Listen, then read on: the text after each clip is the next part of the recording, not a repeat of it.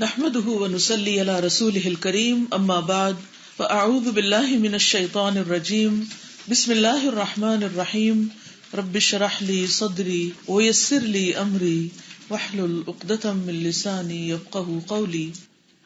الحديث السادس ان الحلال بين وان الحرام بين. عن ابی عبد اللہ النعمان بن بشیر رضی اللہ عنہما قال سمعت رسول اللہ صلی اللہ علیہ وسلم یقول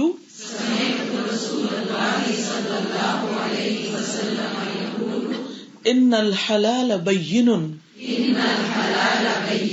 وَإِنَّ الْحَرَامَ بَيِّنٌ وَبَيْنَهُمَا أُمُورٌ مُشْتَبِهَاتٌ لَا يَعْلَمُهُنَّ كَثِيرٌ مِّنَ النَّاسِ فَمَنِ اتَّقَى الشُّبُهَاتِ فَقَدِ اسْتَبْرَأَ لِدِينِهِ وَعِرْضِهِ ومن وقع في الشبهات وقع في الحرام كالراعي يرعى حول الحمى يوشك أن يرتع فيه ألا وإن لكل ملك حمى ألا وَإِنَّ حِمَى اللَّهِ مَحَارِمُهُ أَلَا وَإِنَّ فِي الْجَسَدِ مُضْغَةً إِذَا صَلَحَتْ صَلَحَ الْجَسَدُ كُلُّهُ وَإِذَا فَسَدَتْ فَسَدَ الْجَسَدُ كُلُّهُ ألا وهي القلب. رواہ البخاری و مسلم. اب حدیث کو دوبارہ سنیے. عن ابی عبداللہ النعمان بن بشیر رضی اللہ عنہما قال سمعت رسول اللہ صلی اللہ علیہ وسلم یقول ان الحلال بین وان الحرام بین وبینہما امور مشتبہات لا يعلمهن كثير من الناس فمن اتقى الشبهات فقد استبرأ لدينه وعرضه ومن وقع في الشبهات وقع في الحرام كالراعي يرعى حول الحمى يوشك أن يرتع فيه ألا وإن لكل ملك حما ألا وإن حمى الله محارمه ألا وإن في الجسد مضغة إذا صلحت صلح الجسد كله وإذا فسدت فسد الجسد كله ألا وهي القلب. اب لفظی ترجمہ دیکھ لیتے ہیں. ابو عبداللہ النعمان بن بشیر رضی اللہ عنہما سے روایت ہے. عنہما اس لیے کہ دونوں ہی مسلمان ہیں، باپ اور بیٹا، نعمان بھی اور بشیر بھی. سمعت میں نے سنا رسول اللہ صلی اللہ علیہ وسلم سے یقول آپ فرماتے تھے ان الحلال بے شک حلال بین واضح ہے وان الحرام اور بے شک حرام بین واضح ہے وبینہما اور ان دونوں کے درمیان یعنی حلال اور حرام کے درمیان امور کچھ امور ہیں، کچھ معاملات ہیں، مشتبہات شبہ والے یعنی بعض چیزیں شبہ والی ہیں، لا یعلمہن نہیں جانتے ان کو، کثیر بہت سے، من الناس لوگوں میں سے، فمن تو جو کوئی، اتقا بچ گیا یا بچتا رہا، الشبہات شبہ والی چیزوں سے، مشتبہ چیزوں سے، فقد پس تحقیق، استبرأ اس نے بچا لیا، لدینہ اپنے دین کو، وعرضہ اور اپنی عزت کو، ومن اور جو کوئی، وقع پڑ گیا، فی الشبہات شبہ کی چیزوں میں، وقع پڑ گیا، فی الحرامی حرام میں، کرراعی چرواہے کی طرح، یرعا جو چرتا ہے، حول الحما چراگاہ کے ارد گرد، حما کہتے ہیں چراگاہ کو، یوشکو قریب ہے، ان یہ کہ یرتع فیہ چرائے اس میں، یعنی اپنے جانوروں کو، الا خبردار، وان اور بے شک، لکل واسطے، ہر ملکن بادشاہ کے، حمن چراگاہ ہے، ہر بادشاہ کی ایک چراگاہ ہے، الا خبردار، وان اور بے شک، حم اللہ اللہ کی چراگاہ، محارمہ اس کی حرام کردہ چیزیں ہیں، الا خبردار، وان اور بے شک، فی الجسد جسم میں، مدغتن ایک بوٹی ہے، گوشت کا ٹکڑا ہے، اذا جب، صلحت وہ درست ہوگا، صلح الجسد درست ہو جائے گا جسم، کلہ سارے کا سارا اس کا پورا بدن، وہ اذا اور جب، فسدت وہ بگڑے گا، فسد الجسد بگڑ جائے گا جسم، کلہ سارے کا سارا، الا خبردار، وہیا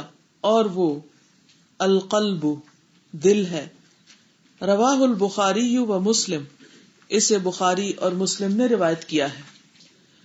ابو عبداللہ نعمان بن بشیر رضی اللہ عنہما کہتے ہیں، میں نے رسول اللہ صلی اللہ علیہ وسلم سے سنا، آپ فرماتے تھے، حلال واضح ہے اور حرام بھی واضح ہے، اور ان دونوں کے درمیان بعض چیزیں شبہ والی ہیں جن کو بہت لوگ نہیں جانتے کہ حلال ہے یا حرام۔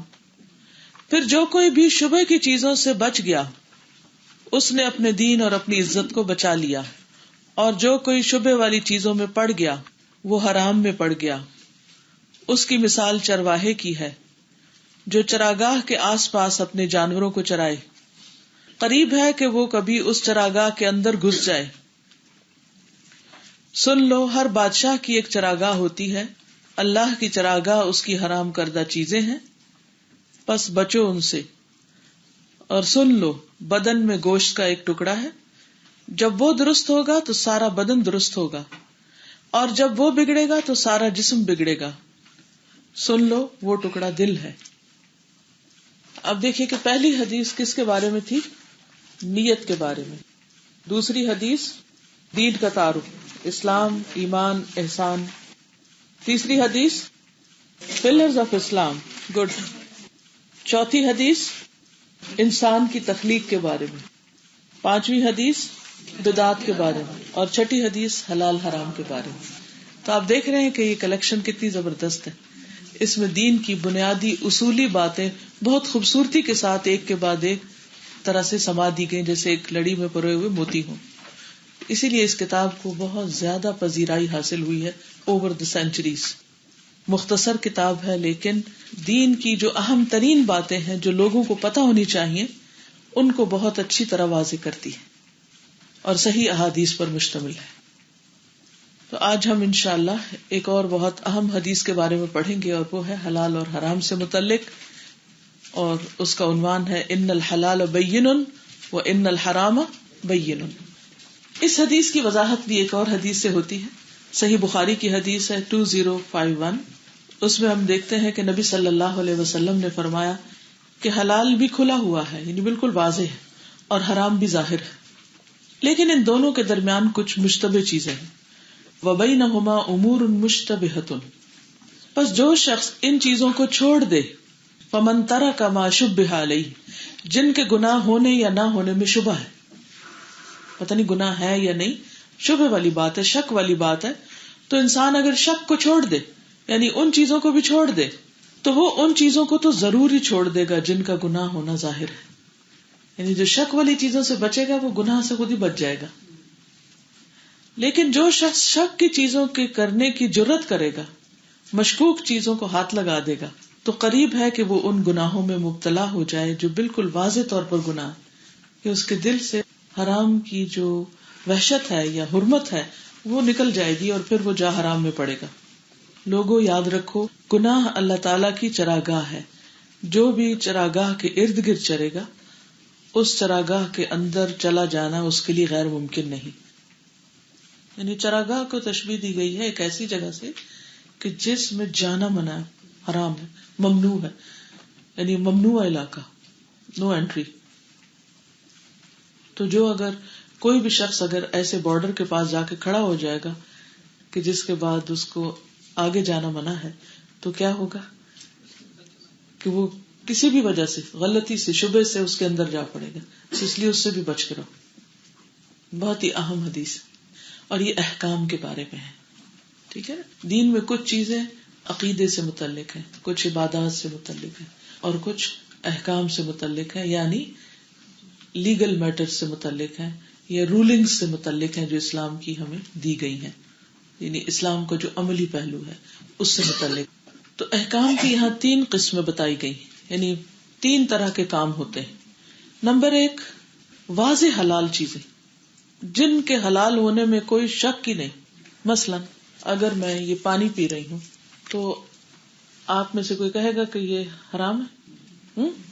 کہیں گے کیوں؟ کیونکہ پانی کا حلال ہونا بچے کو پتا ہے، بالکل واضح، کلیئر، کوئی شک نہیں، جتنا چاہو پیو. ٹھیک ہے نا؟ یہ ہے واضح. کوئی اور مثال دیجیے. مثلا فروٹ، ویٹ، سبزی، آٹا، چاول وغیرہ وغیرہ. ٹھیک ہے. اسی طرح جو لباس ہم پہنتے ہیں، تو یہ چیزیں بالکل واضح ہیں، حلال ہیں، جائز ہیں. کچھ چیزیں ایسی ہیں کہ جن کے حرام ہونے میں کوئی شک ہی نہیں. مثلا زنا، کسی کو کوئی ڈاؤٹ ہی نہیں کہ وہ حرام ہے. کوئی کسی طریقے سے بھی کھینچ تان کے اس کو حلال نہیں کر سکتا، جائز نہیں کر سکتا، سب کو پتا ہے. اسی طرح شراب پینا، جھوٹ بولنا، چوری کرنا، ماں باپ کی نافرمانی کرنا واضح طور پر حرام ہے اور سب کو پتا ہے کہ حرام ہے. لیکن کچھ چیزیں ایسی ہیں کہ جن کے بارے میں حلال یا حرام ہونا بالکل واضح نہیں ہے. اس کی وجہ کوئی بھی ہو سکتی. بعض اوقات لا علمی، کوئی پتہ نہیں ہے، کوئی نئی چیز ہے، ان سین ہے، ان یوزول قسم کی ہے، تو انسان شک میں پڑ جاتا ہے، پتہ نہیں یہ پھر جائز بھی ہے یا نہیں، حلال بھی ہے یا نہیں. تو بعض اوقات اس کی دلیل نہیں ہوتی، بعض اوقات لا علمی ہوتی، بعض اوقات علم ہوتا ہے لیکن ہاف اینڈ ہاف ہوتا ہے، شک ہوتا ہے، یا کسی سے کچھ سنا ہوتا ہے، کسی سے کچھ سنا ہوتا ہے، تو وہ ایک گرے ایریا بیچ میں آ جاتا ہے. تو اسلام میں ہر چیز بلیک اینڈ وائٹ نہیں ہے. کچھ ایریاز ٹوٹل بلیک ہیں، وہ بھی سب کو نظر آ رہے ہیں، اور کچھ کلیئر کٹ، واضح، روشن. لیکن کچھ بیچ میں گرے ایریا بھی ہے، اور وہ ٹیسٹ کے لیے ہے، امتحان کے لیے، کہ یہاں آ کے کیا کرتے ہیں، واپس پلٹ جاتے ہیں حلال کی طرف یا آگے کو جاتے ہیں حرام کی طرف. تو بہتر کیا ہے، کیا کرے انسان کہ بلیک ایریا تو بلیک ہے، گرے سے بھی بچے. تو جو شخص گرے ایریا سے بچے گا اس کے لیے کیا ہوگا؟ کہا گیا کہ جو شبہات سے، شک والی چیزوں سے، گرے ایریا سے بچے گا وہ اپنا دین اور عزت بچا لے گا. کوئی اس پہ انگلی نہیں اٹھائے گا، اس کا دین بھی محفوظ ہوگا، اس کے دین میں فساد نہیں ہوگا، بگاڑ نہیں ہوگا. مثلا کوئی پانی پی رہا ہے تو کوئی اس کے اوپر انگلی نہیں اٹھا سکتا تم پانی کیوں پی رہے ہو. اسی طرح کوئی ایپل کھا رہا ہے تو کوئی نہیں کہے گا کہ یہ تم ایپل کیوں کھا رہے ہیں، تم ایپل کھاتے ہو. نہیں، سب کو پتا حلال ہے، کچھ نہیں کہے گا. لیکن اگر وہ شراب کی خالی بوتل میں پانی پی رہا ہے تو ایک دم دوسرے شک میں پڑ جائیں گے کہ کہیں شراب تو نہیں پی رہا. تو وہ کہ نہیں میں شراب نہیں پی رہا، بس میں صرف اس کی بوتل یوز کر رہا ہوں. تو اس سے بھی منع کیا جائے کہ شراب کے برتن بھی انسان نہ استعمال کرے تاکہ وہ شک میں نہ پڑے. پھر اسی طرح مثال سے بات سمجھائی گئی کہ جیسے ایک شیپرڈ ہوتا ہے جو شیپ کی گریزنگ کے لیے لے جاتا ہے ان کو، تو کچھ ایریاز تو اس کے لیے حلال ہوتے ہیں لیکن کچھ ایریاز میں وہ شیپ لے جا نہیں سکتا. اب وہ بعض اوقات کنٹرول میں نہیں رہتی. اگر وہ ان کو کسی دوسرے کے گریزنگ ایریا کے قریب لے جائے گا، اندر نہ بھی لے جائے اور اس کی نیت بھی نہ ہو، تو وہ ہو سکتا ہے کہ اچانک کوئی بکری بھاگ کے یا بھیڑ بھاگ کے ادھر چلی جائے. تو انسان کا جو نفس ہوتا ہے وہ بھی حیوانی سطح پر ہوتا ہے. تو جب انسان شک والے موقع پر ہوتا ہے تو کبھی اس کا نفس اس کو اتنا مجبور کر دیتا ہے کہ چلو تھوڑی سی چکھ لیتے ہیں، تھوڑی سی سے کیا فرق پڑتا ہے، لوگ تو اتنا کرتے ہیں، خیر ہے کوئی بات نہیں، تو وہ حرام میں جا پڑے گا، جس کی وجہ سے پھر وہ اللہ کی حدود کو توڑ دے گا. تو حرام کو بالکل واضح کر کے باؤنڈری لائن اس کی لگا دی گئی ہے، بتا دی گئی ہے، اور اس کے قریب جانے سے بھی منع کیا گیا. اسی کو فقہ کی اصطلاح میں سد الذریعہ کہتے ہیں، یعنی اس راستے پہ بھی نہ جاؤ جس کا اختتام غلط جگہ پر ہوتا ہو. لیکن یہ کون بتائے گا؟ یہ انسان کا ضمیر بتائے گا کہ یہ شک والی چیز ہے، کہ یہ کچھ ٹھیک نہیں لگتی. تو جہاں شک گزر جائے وہاں سے انسان پلٹ آئے، بچ جائے. اور پھر آپ صلی اللہ علیہ وسلم نے دل کی طرف اشارہ کیا کہ خبردار، جسم میں گوشت کا ایک ٹکڑا ہے، اگر وہ ٹھیک ہو تو سب ٹھیک ہو جائے گا. یعنی گرے ایریا سے بچنے کے لیے عقل کا استعمال ضروری ہے جو دل کے اندر ہے، اور اگر عقل سے کام نہیں لیا تو پھر کیا ہوگا؟ فَإِذَا فَسَدَتْ، دل پہ اگر خواہشات غالب ہیں، شیطان نے قابو کیا ہوا ہے، تو پھر سارا جسم بگڑ جائے گا اور انسان حرام میں پڑ جائے گا. الا وہی القلب، سنو وہ گوشت کا ٹکڑا کیا ہے؟ دل ہے. ٹھیک ہے، تو کیا خیال ہے تھوڑی سی وضاحت کے بعد میں آپ کو ذرا حدیث کی عربی سنوا دوں؟ الحلال بين والحرام بين عن أبي عبد الله النعمان بن بشير رضي الله عنهما قال سمعت رسول الله صلى الله عليه وسلم يقول إن الحلال بين وإن الحرام بين وبينهما أمور مشتبهات لا يعلمهن كثير من الناس فمن اتقى الشبهات فقد استبرأ لدينه وعرضه ومن وقع في الشبهات وقع في الحرام كالراعي يرعى حول الحمى يوشك أن يرتع فيه ألا وإن لكل ملك حمى ألا وإن حمى الله محارمه ألا وإن في الجسد مضغة إذا صلحت صلح الجسد كله وإذا فسدت فسد الجسد كله ألا وهي القلب. صحیح مسلم کی ایک روایت میں آتا ہے کہ رسول اللہ صلی اللہ علیہ وسلم نے ایک دن اپنے خطبے میں ارشاد فرمایا، سنو میرے رب نے مجھے یہ حکم دیا ہے کہ میں تم لوگوں کو وہ باتیں سکھا دوں کہ جن باتوں سے تم لا علم ہو، یعنی جو تمہیں پتا نہیں. تو ہمیں کیا کرنا چاہیے؟ ہمارے اوپر کیا لازم ہے کہ جو باتیں ہمیں نہیں پتا وہ پتا کر لینی چاہیے، کیونکہ دنیا میں ایک ہی دفعہ آئے ہیں، چانس نہیں لے سکتے، رسک نہیں لینا چاہیے کہ اچھا یہ بھی ہو گیا تو ٹھیک ہے، وہ بھی کر لیا تو ٹھیک ہے، فلاں بھی ٹھیک ہے اور فلاں بھی ٹھیک ہے.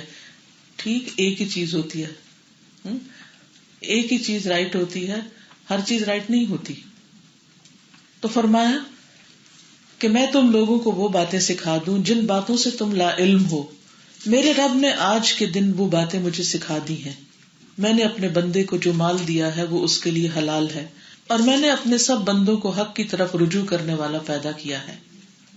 لیکن شیاطین ان کے پاس آ کر انہیں ان کے دین سے بہکاتے ہیں. یعنی بندے کو پتا ہے کیا ٹھیک ہے کیا غلط ہے، لیکن پھر وہ غلط کام کیوں کر جاتا ہے؟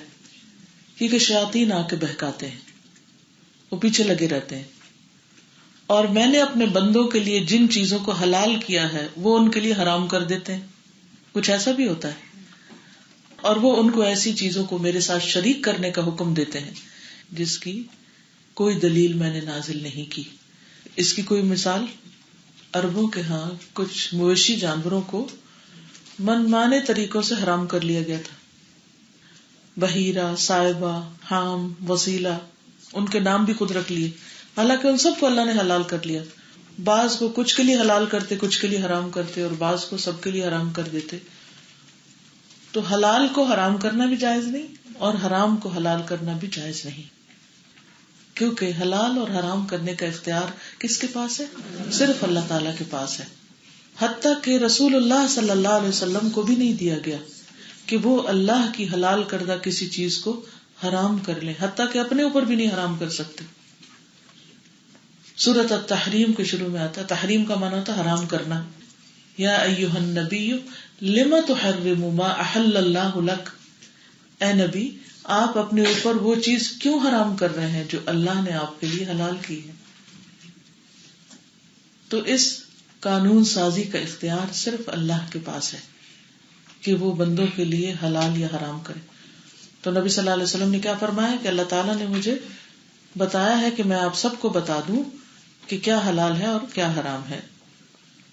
عبید اللہ بن عمر بیان کرتے ہیں کہ عمر بن عبدالعزیز نے خطبہ دیتے ہوئے ارشاد فرمایا، اے لوگو، بے شک اللہ نے تمہارے نبی کے بعد کسی اور نبی کو مبعوث نہیں کرنا، خاتم النبیین ہے وہ، اور اس نبی پر اپنی جو کتاب نازل کی اس کے بعد کسی اور کتاب کو نازل نہیں کیا. لہذا اپنے نبی کی زبان کے ذریعے اللہ تعالیٰ نے جن چیزوں کو حلال کر دیا وہ قیامت تک حلال رہیں گی، کسی اور کے پاس اختیار نہیں کہ ان کو حرام کرے. اور اپنے نبی کی زبان کے ذریعے جن چیزوں کو حرام قرار دیا وہ قیامت تک حرام رہیں گی. تو کسی مجتہد کو، کسی اسکالر کو، کسی قاضی کو، فقیہ کو، محدث کو، مفسر کو واضح حرام کو حلال کرنے کا کوئی اختیار نہیں کہ کوئی یہ کہے کہ اچھا اس حالت میں سود لے سکتے ہیں یا سود پہ گھر لے سکتے ہیں یا اس حالت میں یہ غلط کام کر سکتے ہیں. نہیں، حرام حرام ہے اور بہت واضح ہے، اور اس میں پڑھنا انسان کے لیے اس کی دین اور عزت کے لیے نقصان کا سبب ہے. کل بھی ہم نے حدیث پڑھی تھی کہ رسول اللہ صلی اللہ علیہ وسلم نے فرمایا کہ میانہ روی کے ساتھ رزق کی تلاش کرو، حلال روزی حاصل کرو اور حرام کو چھوڑ دو. یعنی جلد بازی نہ کرو، اگر تھوڑا انتظار بھی کرنا پڑے اپنے مقصد تک پہنچنے کے لیے تو حلال ذریعہ اور حلال طریقہ ہی اختیار کرو، ورنہ دین اور عزت دونوں کو نقصان ہوگا. کیونکہ آپ صلی اللہ علیہ وسلم نے ایک اور جگہ پر فرمایا سلسلہ صحیحہ میں، اپنے اور حرام امور کے مابین کسی حلال چیز کو آڑ بنائے رکھو. یعنی حرام اور اپنے بیچ میں گرے کو نہیں، حلال کو آڑ بنائے رکھو. ٹھیک ہے، جس نے ایسا کیا اس نے اپنے دین اور عزت کو محفوظ کر لیا. نبی صلی اللہ علیہ وسلم نے اس بارے میں بھی پیشن گوئی کی تھی کہ ایک زمانہ ایسا آئے گا کہ لوگوں کے اندر حلال اور حرام کی کوئی تمیز ہی نہیں رہے گی، پرواہ ہی نہیں کریں گے، کچھ بھی ملے گا لے لیں گے. بخاری کی روایت ہے، نبی صلی اللہ علیہ وسلم نے فرمایا لوگوں پر ایک ایسا زمانہ آئے گا کہ انسان کوئی پرواہ نہیں کرے گا کہ جو اس نے حاصل کیا وہ حلال سے کیا یا حرام سے کیا. بس اتنی لالچ اور اتنی خود غرضی بڑھ جائے گی، اتنی ہرس اور ہوس بڑھ جائے گی کہ انسان بس اپنے من پسند، اپنی خواہش کی تکمیل کے لیے کسی بھی چیز پہ جا ہاتھ مارے گا. اور پھر ہوتا کہ عام طور پر انسان اپنے آپ کو جھوٹی تسلی دے دیتا ہے. تو قرآن مجید سے، نبی صلی اللہ علیہ وسلم کی سنت سے حلال اور حرام واضح طور پر ہمیں پتہ چلتے ہیں. لیکن کچھ چیزیں ایسی ہیں کہ جو بیچ کا گرے ایریا ہیں، ان کے بارے میں عموماً انسان شک و شبے کا شکار رہتا ہے. تو اس کے بارے میں کیا کریں، یہ ہے اصل سوال. مثلا پانی ہے، کھانا ہے، جو چیزیں ظاہر طور پہ حلال ہیں، جو ظاہر طور پہ حرام ہے، تو انسان کو مشکل نہیں ہوتی سمجھنے میں. لیکن شبہ والی چیزیں، اس کی کئی صورتیں. ایک صورت یہ ہے کہ مثلا کوئی حدیث ہے جس میں کسی چیز سے منع کیا گیا ہے، تو اب آپ کو نہیں پتا کہ وہ حدیث صحیح ہے یا ضعیف ہے، تو آپ شک میں پڑ جاتے ہیں. جیسے قرآن مجید کی کوئی آیت ہے تو اس میں تو کوئی شک کی بات ہی نہیں ہے، لیکن بعض اوقات وہ حرمت قرآن سے نہیں حدیث سے ثابت ہو رہی ہوتی، اور حدیث کی اوتھینٹسٹی کے بارے میں آپ کو پتہ نہیں ہوتا، لہذا آپ ڈاؤٹ فل رہتے. اور پھر اگر حدیث صحیح ہے یہ پتہ چل جاتا ہے تو کیا واقعی اس سے وہ حکم نکل رہا ہے جو ہم نکال رہے ہیں؟ اور اکثر ایسا ہو جاتا ہے، بہت دفعہ حدیث مشکل ہو جاتی ہے کہ وہ حکم جو اس سے نکل رہا ہے یا ایک عالم نکال رہا ہے کیا وہی نکلتا ہے یا نہیں، تو اس سے بھی معاملات مشکوک ہو جاتے ہیں پھر. یہیں سے لوگ فائدہ اٹھاتے ہیں اور کہتے نہیں فلاں اسکالر جو ہے وہ اس کو حلال کرتے. مثلاً 3 طلاق کی بات ہے یا اور اس طرح کی چیزیں ہیں کہ جس میں بعض اوقات ایسے ہی وجوہات کی بنا پر لوگوں کے درمیان اختلاف ہو جاتا ہے. ایسے میں انسان کو کرنا کیا چاہیے؟ اختلافی معاملات میں دل کا فتویٰ لینا چاہیے کہ اگر اس معاملے میں شک ہے، مثلاً حرام کو حلال کیا جا رہا ہے اور آپ کا دل نہیں مانتا، تو آپ کو کیا کرنا چاہیے؟ پھر چھوڑ دینا چاہیے. جب انسان اس کو چھوڑ دیتا تو اس کے دل کے اندر ایک اطمینان آ جاتا ہے. لیکن جب وہ رخصت کا پہلو لے لیتا ہے عام طور پر بغیر کسی مجبوری کے، تو پھر کیا ہوتا ہے؟ دل میں ایک کسک سی رہتی ہے. ایسے لوگ کیا کرتے ہیں؟ پھر ہر اسکالر سے ایک ہی سوال کیے جاتے ہیں، پھر وہ فتویٰ شاپنگ شروع کر دیتے ہیں. اس دکان پہ کھڑے ہوتے ہیں، اس پہ ہوتے ہیں، اس پہ ہوتے ہیں، اور صرف پوچھتے ہی چلے جاتے ہیں، کرتے آخر میں پھر بھی اپنی مرضی. اس کا حل کیا ہے؟ اللہ کا ڈر، تقوی، کہ ہمارا معاملہ بندوں کے ساتھ نہیں ہے، اللہ سبحانہ وتعالیٰ کے ساتھ ہے. تو مشتبہ چیزیں جو ہیں ان کے بارے میں بہت سے لوگ واضح نہیں ہوتے. کیا فرمایا؟ لا یعلمہن کثیر من الناس، گرے ایریا کے بارے میں لوگوں کی اکثریت جو ہے وہ لا علم ہے، ان کو علم نہیں ہوتا، اس لیے پھر وہ بار بار حرام میں جا پڑتے ہیں اور ایک ڈاؤٹ فل زندگی، ایک بے چینی والی زندگی گزارتے ہیں. واضح طور پر وہ کسی ایک طرف نہیں ہوتے. اب یہ ہے کہ اس کی کیا وجہ ہے کہ بہت سے لوگ نہیں جانتے گرے ایریا کو؟ اس کی وجہ لا علمی ہے ان کی. جو اسکالرز ہوتے ہیں وہ تو اس معاملے میں انویسٹیگیٹ کرتے ہیں، مختلف چیزوں کو پڑھتے ہیں اور ایک نتیجے پر پہنچ کر ایک راستہ لے لیتے ہیں. لیکن عوام الناس جو ہیں وہ عام طور پر چونکہ جانتے نہیں، اس لیے وہ قلق، اضطراب اور بیچ کی زندگی بعض اوقات گزارتے رہتے ہیں. بعض اوقات یہ ہوتا ہے کہ علم تو موجود ہوتا ہے، لوگوں کی سمجھ میں نہیں آتی بات. اس کی کیا وجہ ہوتی ہے کہ بات سمجھ نہیں آتی؟ آپ بتائیے نا. بات بڑی واضح ہے لیکن کچھ لوگوں کو وہ سمجھ آئی نہیں رہی. جیسے کل ہم نے بدعات پہ بات کی اور کتنی خطرناک چیزیں بدعتیں جو ہم دین کے نام پر کرتے ہیں، لیکن کچھ لوگ ان کو کرے چلے جاتے ہیں. جب ان کو روکا جائے تو وہ کہتے ہیں وہ بڑے بڑے اسکالر جو کر رہے ہیں، بس یہ عذر دے دیتے ہیں. کیا اسکالرز معصوم ہوتے ہیں یا وہ علم کل ہوتے ہیں؟ کیا وہ انبیاء ہوتے ہیں، معصوم ہوتے ہیں؟ نہیں، وہ بھی انسان ہوتے ہیں اور بعض اوقات ان کی سمجھ میں کوئی فرق ہو سکتا ہے، ان کو بھی سمجھ نہیں آ رہی ہوتی کوئی بات. تو اللہ سبحانہ وتعالیٰ نے ہم سے یہ دلیل نہیں لینی کہ چونکہ فلاں کہہ رہا تھا اس لیے میں نے کر لیا. جب کسی معاملے میں شک ہو تو شک کو دور کر لینا چاہیے اور دلیل معلوم کر لینی چاہیے. اور اس کے سمپل طریقہ ہے. کیا یہ قرآن میں لکھا ہوا ہے؟ کیا نبی صلی اللہ علیہ وسلم نے کیا ہے یا آپ کی سنت سے کچھ ثابت ہے؟ کوئی چیز ایسی ملتی ہے کہ صحابہ کرام یہ سب کرتے ہوں؟ تو بات واضح ہو جاتی ہے. اور پھر بھی اگر انسان کے اندر ڈاؤٹ ہے، ڈاؤٹ فل گرے ایریا، تو بہتر ہے کہ اس کو چھوڑ کے ایک طرف ہو، ان چیزوں میں نہ پڑے. کیونکہ کہیں ایسا نہ ہو کہ وہ کرتے کرتے کرتے انسان فتنے میں پڑ جائے اور اصل عبادت اور اصل کام جو ہے وہی چھوٹ جائے اس سے. اب یہ ہے کہ کچھ لوگ تو جانتے نہیں، جاننے کی زحمت ہی نہیں کرتے. کچھ لوگ جانتے ہیں لیکن جان کے انجان بنے ہوئے، جاننا نہیں چاہتے. وہ صاف کہتے ہمیں نہ بتاؤ، پھر ہمیں یہ کرنا پڑے گا. اب یہ نہ حرام کر دینا، اب اس کا نہیں کہہ دینا یہ میں کھانے لگی، یہ نہ کہنا کہ یہ ذبیحہ نہیں ہے. چونکہ وہ اپنی خواہشات پہ چلنا چاہتے ہیں، اپنی مرضی کرنا چاہتے ہیں، اس لیے وہ اپنے من مانے مطلب نکالتے ہیں یا اس کی بات کا ریفرنس دے دیتے ہیں جو ان کی مرضی کے مطابق کچھ کہہ رہا ہوتا ہے، حالانکہ ان کا دل گواہی دے رہا ہوتا ہے کہ ٹھیک نہیں ہے. تو اینڈ آف دا ڈے فیصلہ کس بنیاد پر ہوگا؟ کہ اللہ نے اندر جو مفتی بٹھا رکھا تھا، ایک ضمیر نام کی چیز جو اس نے رکھی تھی، اس کے مطابق کیا تھا؟ تمہارا دل کہہ رہا تھا کہ یہ ٹھیک نہیں ہے اور پھر تم نے بہانہ کر کے صرف خواہش پوری کرنے کے لیے کسی کے ذمہ ڈال کے وہ کام کر لیا. تو کیوں کیا؟ اور یہ تقوی کے خلاف ہے. تقوی کیا ہے؟ شک والی چیز کو چھوڑ دینا. تو بعض اوقات انسان کی خواہشات انسان کو جاہل بنا دیتی ہیں اور اس وقت اس کی جو خواہشات ہیں وہ اس کے اوپر اتنی حاوی ہو جاتی ہیں کہ وہ ایک بات کو جانتے ہوئے بھی انجان ہو جاتا ہے، یعنی خواہشات اس کو اندھا کر دیتی ہیں. بعض اوقات یہ ہوتا ہے کہ ایک بری چیز کو شیطان بہت خوشنما بنا دیتا ہے. انسان کو پتا ہے کہ یہ ٹھیک نہیں. مثلاً ایک مرد کا کسی عورت کے حسن کی طرف دیکھنا، جب اٹریکشن فیل ہو رہی ہو تو کیا حکم ہے؟ مت دیکھو. لیکن عموماً لوگ اس وقت کیا کرتے ہیں؟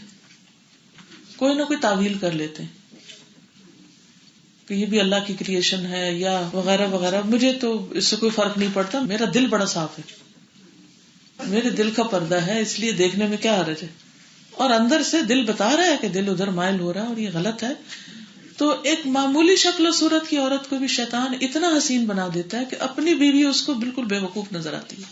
اس کا کوئی گر، اس کی کوئی عقل سمجھ اس کو بھاتی ہی نہیں، اور اس کے مقابلے میں ناقصات العقل یعنی بالکل ناسمجھ سی عورت اس کے حواس پہ چھا جاتی. یہ ہوا کیوں؟ اس مصیبت میں کیوں پڑا وہ؟ کیونکہ اس نے گرے ایریا میں قدم رکھ دیا تھا. حالانکہ اس کے بارے میں تو بڑا واضح حکم بھی ہے، یہ تو گرے بھی نہیں ہے، بالکل واضح ہے کہ ایمان والوں سے کیا کہا گیا، اپنی نگاہیں نیچے رکھ. نیچے کا مطلب فزیکلی سر نیچے کر کے چلنا نہیں ہے ہر وقت. اس کا مطلب یہ ہے کہ ایسی نگاہ جب پڑے کسی عورت پہ اور جس میں اٹریکشن محسوس ہو تو اپنی نگاہ پھیر لو، انسان اس کو مت دیکھے. تو ہر وہ چیز جو انسان کا دل بتا دیتا ہے نا کہ یہاں دال میں کالا ہے، بس ادھر نہیں جانا، مصیبت میں پڑے. کیونکہ اگر کوئی شخص ایک دفعہ دیکھتا اٹریکشن ہوتی، پھر دوسری دفعہ اس کا دل کہتا ہے پھر دیکھوں، پھر وہ دیکھنے لگتا، پھر تیسری دفعہ، پھر چوتھی دفعہ، پھر انجام کیا ہوگا آپ دیکھیے. کہاں جا کے رکے گی بات؟ کیسی کیسی خرابیاں اور کیسی کیسی گھروں کی بربادیاں بعض اوقات ہو جاتی ہیں ایسے ہی کسی چھوٹی سی غلطی سے کہ جس کے پیچھے صرف ایک خواہش نفس نے انسان کو جاہل بنا دیا، اور اس نے اپنا گھر بار عزت دین، یہ کہا نا جس شعبے میں پڑ گیا اس نے کیا کیا، دین بھی خراب کیا، عزت بھی برباد کی.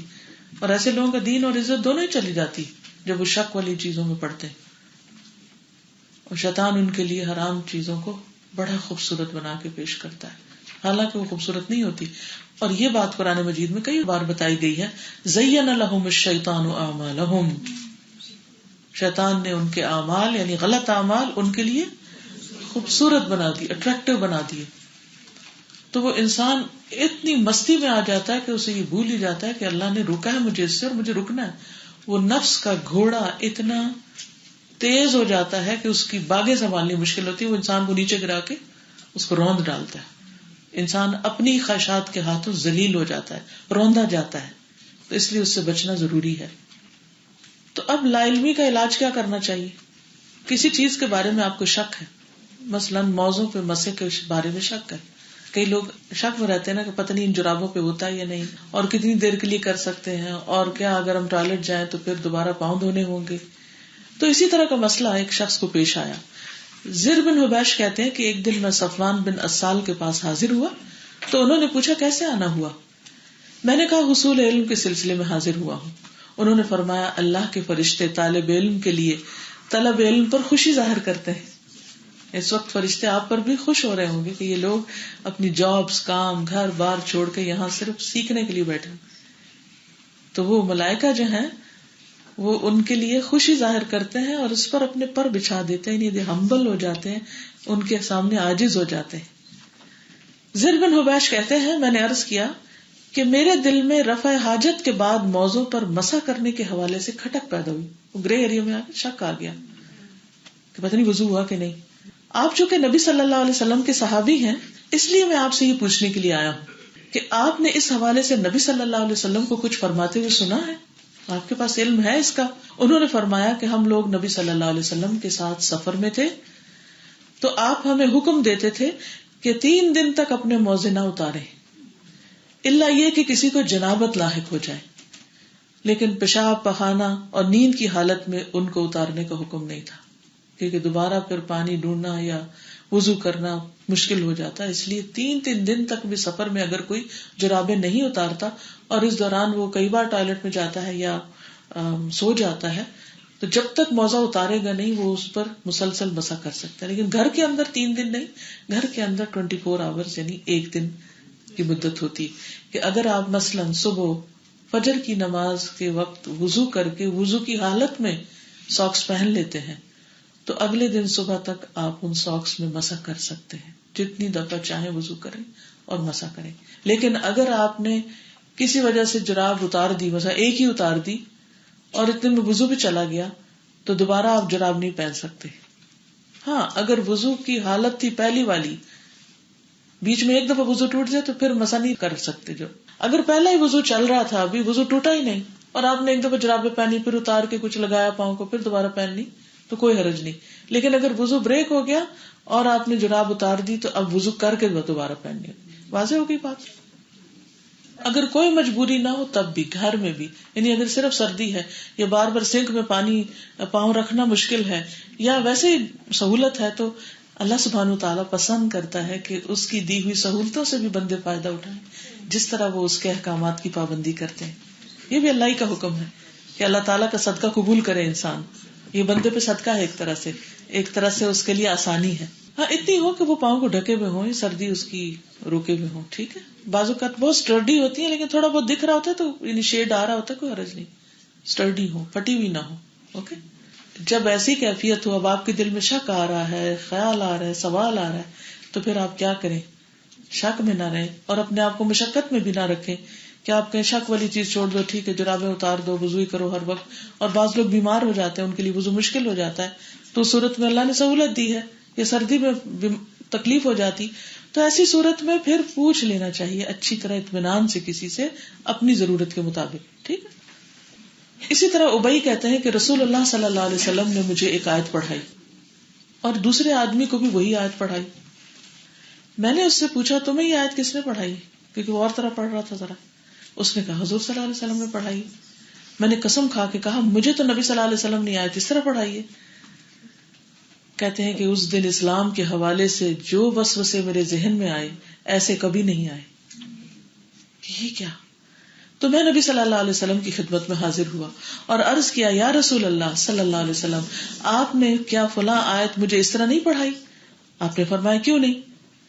میں نے کہا ایک شخص یہ دعویٰ کرتا ہے کہ آپ نے یہی آیت اسے دوسری طرح پڑھائی ہے. تو نبی صلی اللہ علیہ وسلم نے میرے سینے پہ ہاتھ مارا جس سے میرے سارے وسوسے چلے گئے اور اس کے بعد مجھے کبھی ایسے وسوسے نہیں آئے.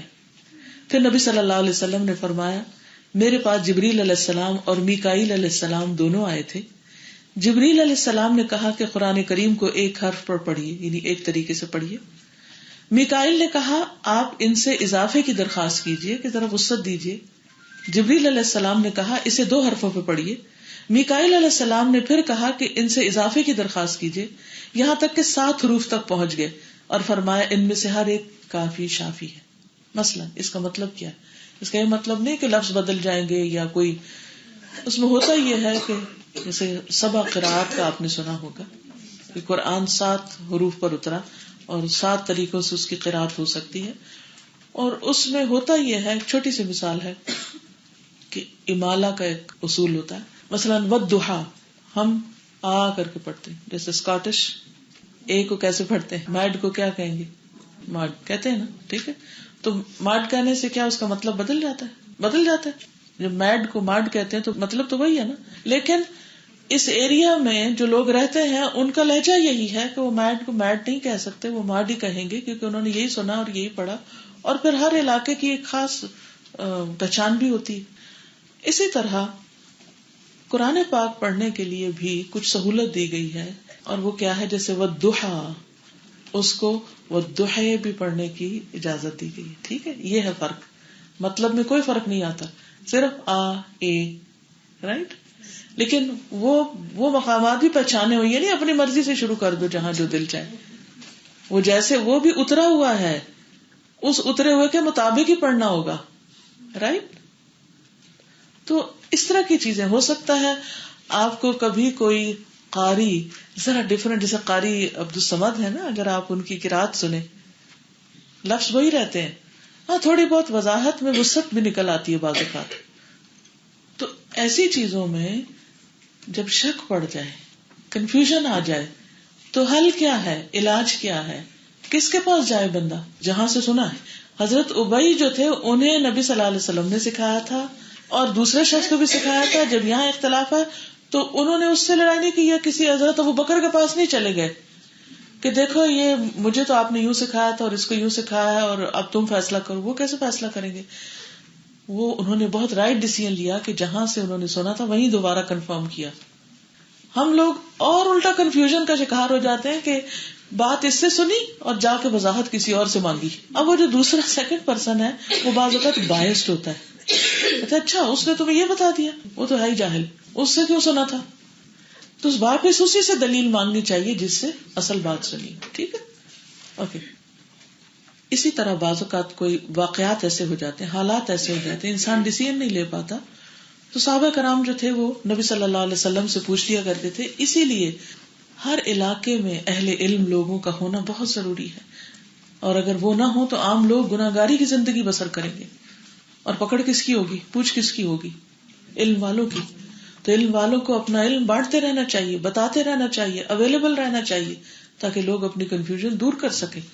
اور ایسے پروگرام بنانے چاہیے, ایسے کام کرنے چاہیے کہ جس سے کچھ لوگ اپنے آپ کو علم کے سیکھنے اور سکھانے کے لیے وقف کریں تاکہ باقی لوگوں کا بھی دین اور عزت بچے, وہ لوگ بھی مشاکل سے نکلے. سورۃ التوبہ میں آتا ہے نا کہ فلولا نفر من كل فرقة طائفة منهم ليتفقهوا في الدين ولينذروا قومهم اذا رجعوا اليهم. ایسا کیوں نہ ہوا کہ ہر آبادی سے کچھ لوگ نکلتے اور جا کر دین کی سمجھ بوجھ حاصل کرتے اور واپس آ کے اپنے لوگوں کو خبردار کرتے تاکہ وہ بھی بچ سکیں, وہ بھی اپنا دین عزت بچا سکے. ورنہ کل قیامت کے دن اللہ کو کیا جواب دیں گے کہ ہم ایسی جہالت میں زندگی بسر کر کے آگے, اور چونکہ ہم جاب کرتے تھے ہمیں فرصت ہی نہیں تھی کچھ سیکھنے کی. تو اس لیے میک شور کہ حدیث سیکھنے کا یہ سلسلہ یہی ختم نہ ہو جائے, بعد میں بھی ضرور وقت نکالیں اور اس کو اگر روز نہیں تو ہفتے میں 1 دن 2 دن کنٹینیو کریں تاکہ ہمارے شکوک و شبہات جو ہیں وہ دور ہو اور صحیح علم ہمارے اندر آئے تاکہ ہمارا تزکیہ ہو سکے. دیکھیے صاف پانی جاتا ہے تو ڈیٹاکس ہوتے ہیں نا, ہمارے جسم کے اندر سے کلینزنگ ہوتی. تو اسی طرح صاف ستھرا واضح دلیل والا علم جاننا بہت ضروری ہے تاکہ اندر سے امپیورٹیز نکلتی جائیں, شکوک و شبہات نکلتے جائیں, اور ہم جو کچھ کریں بالکل اطمینان کے ساتھ کریں, شرح صدر کے ساتھ کریں. اور یہ ہماری ذمہ داری ہے علم حاصل کرنا. یعنی کچھ لوگوں کے لیے اگلے لیول پر علم حاصل کرنا یہ کہ فریضہ ہے. ٹھیک ہے نا, طلب العلم فریضۃ علی کل مسلم. تو سب لوگوں کے لیے جاننا ضروری ہے, جہالت میں نہیں رہیے. اب آپ دیکھیے کعب بن مالک کہتے ہیں کہ ان کے پاس بکریوں کا ایک ریوڑ تھا جو صلہ پہاڑی پر چرنے کے لیے جاتا تھا. تو کہتے ہیں کہ ہماری ایک باندھی نے ہمارے ہی ریوڑ کی ایک بکری کو جب وہ چر رہی تھی دیکھا کہ مرنے کے قریب ہے تو اس نے ایک پتھر توڑ کر اس سے بکری کو ذبح کر لیا. انہوں نے اپنے گھر والوں سے کہا جب تک میں نبی صلی اللہ علیہ وسلم سے اس بارے میں نہ پوچھ لوں اس کا گوشت مت کھانا, پتہ نہیں حلال بھی ہے کہ نہیں. یا یوں کہا کہ جب تک میں کسی کو نبی صلی اللہ علیہ وسلم کی خدمت میں اس کے بارے میں پوچھنے کے لیے نہ بھیج دوں اس کو نہیں کھانا. چنانچہ انہوں نے نبی صلی اللہ علیہ وسلم سے پوچھا یا کسی کو بھیجا تو نبی صلی اللہ علیہ وسلم نے اس گوشت کو کھانے کا حکم دیا کہ یہ ٹھیک ہے. یعنی کہ مرنے سے پہلے اگر ذبح کر لی گئی, مثلا بکری گر گئی ہے یا لگا ہے کہ جیسے اب تڑپ رہی ہے تو اس کو ذبح کر کے اگر اس کو کھا لیا جائے تو وہ گوشت حلال ہو جائے گا. ٹھیک ہے, مردہ کا نہیں کھا سکتے. پھر اسی طرح عالیہ بنت سبئی بیان کرتی ہیں کہ احد کی جانب میری بکریاں ہوتی تھی, ہوا یہ کہ وہ مرنا شروع ہو گئی. یہ دوسرا واقعہ, پہلا نہیں ہے. تو ام المومنین سیدہ میمونہ رضی اللہ عنہا کے پاس آئی میں اور ان سے ذکر کیا. اب دیکھیے کہ نبی صلی اللہ علیہ وسلم کے بعد جو ازواج تھیں, جسے پہلے دن میں نے آپ کو بتایا تھا کہ یہ ان کے اوپر یہ لازم تھا کہ گھر میں پائے جانے والے علم کو حاصل کریں اور دوسروں کو سنائیں. تو سیدہ میمونہ کے پاس وہ آئیں اور انہوں نے مجھ سے کہا اگر تم ان کے چمڑے اتار لیا کرو تو ان سے فائدہ اٹھا لو گی. یعنی بکری مر گئی ہے تو مری ہوئی بکری کا چمڑا اتار لیا کرو, اس کو ایسے نہیں پھینکو مردار کو. وہ کہتی ہے میں نے پوچھا کہ کیا یہ حلال ہے؟ انہوں نے کہا ہاں. قریش کے کچھ لوگ رسول اللہ صلی اللہ علیہ وسلم کے پاس سے گزرے, وہ ایک بکری گھسیٹے جا رہے تھے جیسے گدھا. تو رسول اللہ صلی اللہ علیہ وسلم نے فرمایا تو اس کا چمڑا ہی اتار لیتے, اسکن اتار لیتے. انہوں نے کہا یہ مردار ہے. آپ نے فرمایا اسے پانی اور قرض ضوا کے ساتھ اس سے صاف کر دینا. قرض کیکر کی مانند ایک درخت ہوتا ہے جو چمڑا صاف کرنے کے لیے استعمال ہوتا ہے. ٹھیک ہے کہ تم اس کو صاف کر لو تو یہ استعمال کر سکتے چاہے بکری مری ہوئی ہے، لیکن چونکہ اوریجنلی بکری ایک حلال جانور ہے. ہاں اگر حرام جیسے سور ہے تو اس کی اسکن نہیں استعمال کر سکتے. ٹھیک ہے چاہے ذبح کر کے اتارے. تو کیا سیکھا یہاں تک آپ نے؟ حلال واضح حرام واضح، بیچ میں گرے ایریا کے بارے میں کیا کرنا چاہیے؟ اسٹرگل، علم حاصل کرنا چاہیے. اللہ سبحانہ وتعالیٰ نے رکھا ہی اس لیے تاکہ ہم شعوری طور پر اپنی عقل استعمال کرتے رہے اور علم حاصل کرتے رہے اور سیکھتے رہے اور اس میں اضافہ کرتے رہے، آگے بڑھتے رہے. ٹھیک ہے نا، کیونکہ یہ ہمیشہ رہے گا ساتھ ساتھ. کسی بھی انسان کا علم بالکل کامل نہیں ہو سکتا، اس کو ہمیشہ سیکھتے رہنے کی ضرورت ہوتی ہے. کبھی یہ نہ کہے کہ چونکہ میں نے قرآن پڑھ لیا اس لیے کافی ہے، مجھے سب کچھ پتا چل گیا. نہیں، پتا ہو بھی تو بھول جاتی ہیں باتیں، اور بعض اوقات ہم جب پڑھ رہے ہوتے ہیں اس وقت عمل کی ضرورت پیش نہیں آتی، بعد میں کوئی سچویشن کھڑی ہو جاتی. تو اگر ہم مسلسل پڑھ رہے ہیں تو وہ چیز ہمارے لیے واضح ہو جائے گی انشاءاللہ. اب اس کا فائدہ کیا ہے؟ یعنی پتہ کر لینے کا اور شک والی چیز کو چھوڑ کے یقینی چیز علم کے ذریعے حاصل کرنے کا فائدہ کیا ہے؟ یعنی کیوں کرے یہ چیز؟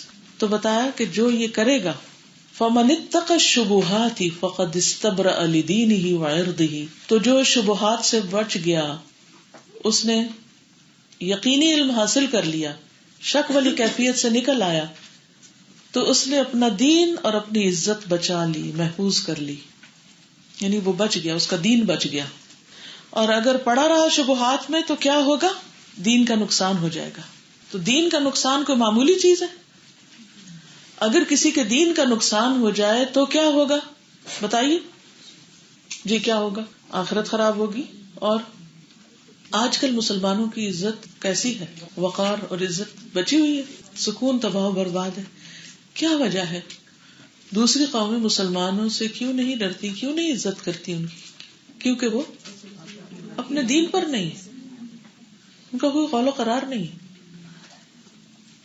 کہیں گے یہ ہے مسلمان، اس کو مسلمان ہونا کہتے ہیں. اسی طرح ایک انسان اچھا بھلا دیندار ہے، پڑھا لکھا ہے، سمجھدار ہے، لیکن وہ شبے میں پڑ گیا ہے، وہ شبے والی چیزیں اختیار کرنی شروع کر دی، تو سب کی انگلیاں اٹھے گی نا کہ ویسے تو یہ بڑا دیندار بنتا ہے اور یہ دیکھو کہاں جا رہا ہے، روز اس کو نائٹ کلب کے پاس دیکھتے ہیں. تو ایسی چیز جگہوں کے پاس سے بھی نہیں گزرنا چاہیے.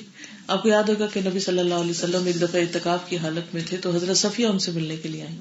تو مسجد سے باہر ذرا ان سے بات کرنے لگے، اتنے میں 2 لوگ جا رہے تھے. تو آپ نے ان کو روک کے فرمایا کہ یہ میری بیوی ہے.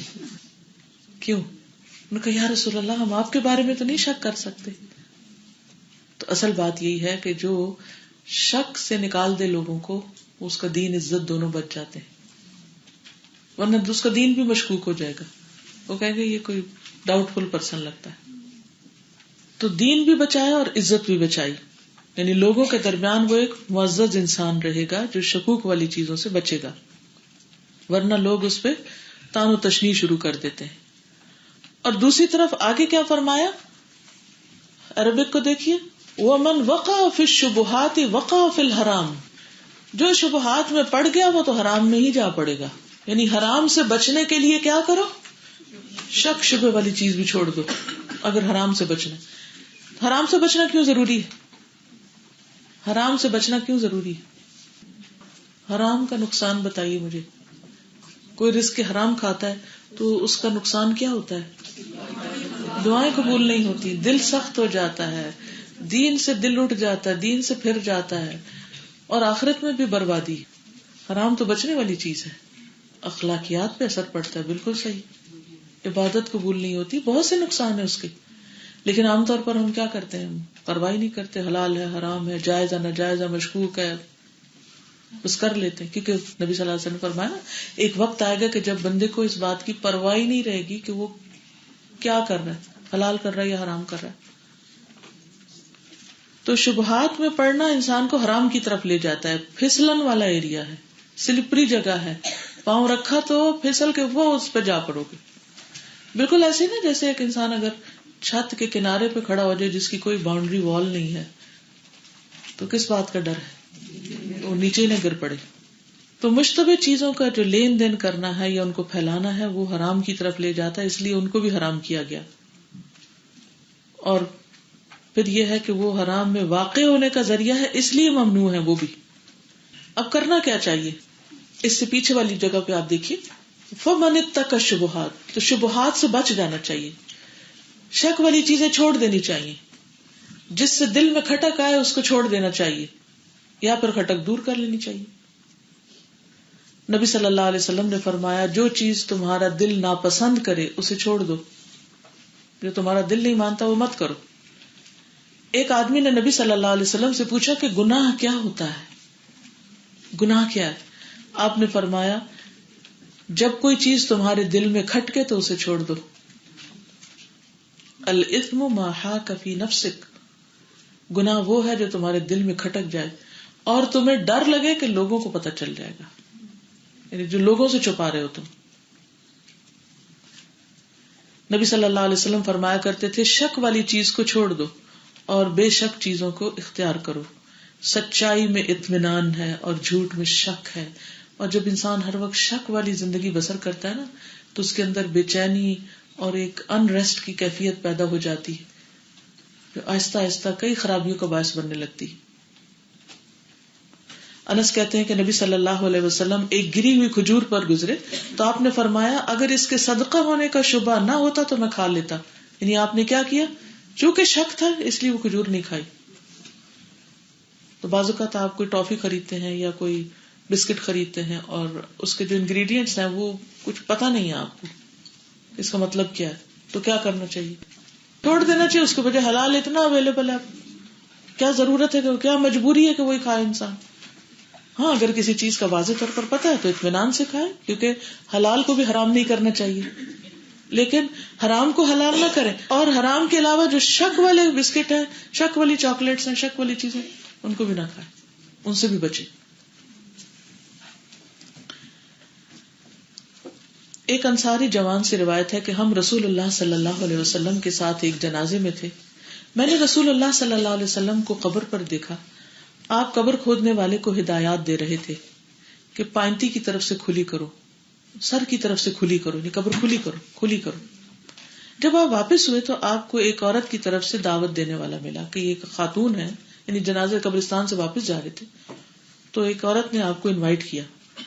تو آپ صلی اللہ علیہ وسلم اس کے گھر تشریف لے گئے. اس نے آپ کو کھانا پیش کیا، ساتھی بھی تھے آپ کے ساتھ. تو آپ صلی اللہ علیہ وسلم نے اپنا ہاتھ بڑھایا، پھر لوگوں نے بھی بڑھایا اور سب کھانے لگے. ہمارے بڑوں نے دیکھا کہ آپ ایک ہی لقمہ منہ میں گھما رہے ہیں اور نگل نہیں رہے، اندر نہیں لے جا رہے. تو لوگوں نے سوالیہ نظروں سے دیکھا کہ آپ کیوں نہیں کھا رہے. تو آپ نے فرمایا میں محسوس کرتا ہوں کہ یہ گوشت ایسی بکری کا ہے جو اس کے مالک کی اجازت کے بغیر ذبح کی گئی ہے، مالک کی اجازت کے بغیر ذبح کی ہوئی ہے، اللہ تعالیٰ کی طرف سے آپ کو خبر دے دی گئی. تو آپ نے اس عورت کو بلوایا اور اس سے پوچھا کہ یہ کیسی بکری ذبح کی ہے تم نے؟ تو اس نے کہا اللہ کے رسول صلی اللہ علیہ وسلم میں نے بقیع کی طرف ایک آدمی کو بھیجا کہ میرے لیے بکری خرید لائے، مگر بکری نہیں ملی. میں نے اپنے ہمسائے کی طرف پیغام بھیجا جس نے بکری خریدی تھی، میں نے کہلوایا کہ مجھے اس قیمت پہ بکری دے دو، وہ بھی نہیں ملا، گھر سے باہر تھا. تب میں نے اس آدمی کی بیوی کو کہلا بھیجا کہ مجھے تم بکری دے دو، تو اس نے بکری دے دی، میاں کی اجازت سے بغیر بکری دے دی. ٹھیک ہے. تو نبی صلی اللہ علیہ وسلم نے کھانا نہیں کھایا اور فرمایا یہ قیدیوں میں تقسیم کر دو، جاؤ قیدیوں کو کھلا دو. تو جو مال مالک کی مرضی کے بغیر کسی کو دیا جائے وہ دوسروں کے لیے حلال نہیں ہوتا. ان کو اگر نہیں پتا، نبی صلی اللہ علیہ وسلم کو تو پتا تھا اور اللہ تعالیٰ آپ کو بچانے والے تھے، لیکن اگر دوسروں کو نہیں پتا تو ان کی تو شاید چھوٹ ہو جائے، لیکن جو بیچ میں یہ چوری کر رہا ہے اس کی چھوٹ نہیں. تو بیوی شوہر کے مال میں سے بس اتنا لے سکتی جتنا وہ خوش دلی سے دے، چوری چھپے نہیں نکالنا چاہیے. ٹھیک ہے، تو غلط ہو جاتا ہے. یا کچھ تو بالکل واضح ہوتا ہے جو ہاتھ سے وہ دیتا ہے، کچھ ایسا ہوتا ہے کہ جو بتاتا ہی نہیں کہ کیا کمایا وہ اس نے، روک کے رکھا ہوا کہیں. کچھ بیچ کا ہے جو دیتا نہیں بس پڑا ہوا ہے. اب آپ لینے لگتے ہیں تو آپ کو شک ہوتا ہے کہ پتہ نہیں پسند کرے گا کہ نہیں، تو پوچھ لیں کہ مجھے اور ضرورت ہے. شک سے نہ لیں، شک والا مال مت اٹھائیں. لیکن اگر آپ کو پتا ہے اور شوہر نے یہ کہہ رکھا ہے کہ جب تمہیں ضرورت ہو لے لیا کرو، تو کوئی حرج نہیں، جب ضرورت ہو لے لیں.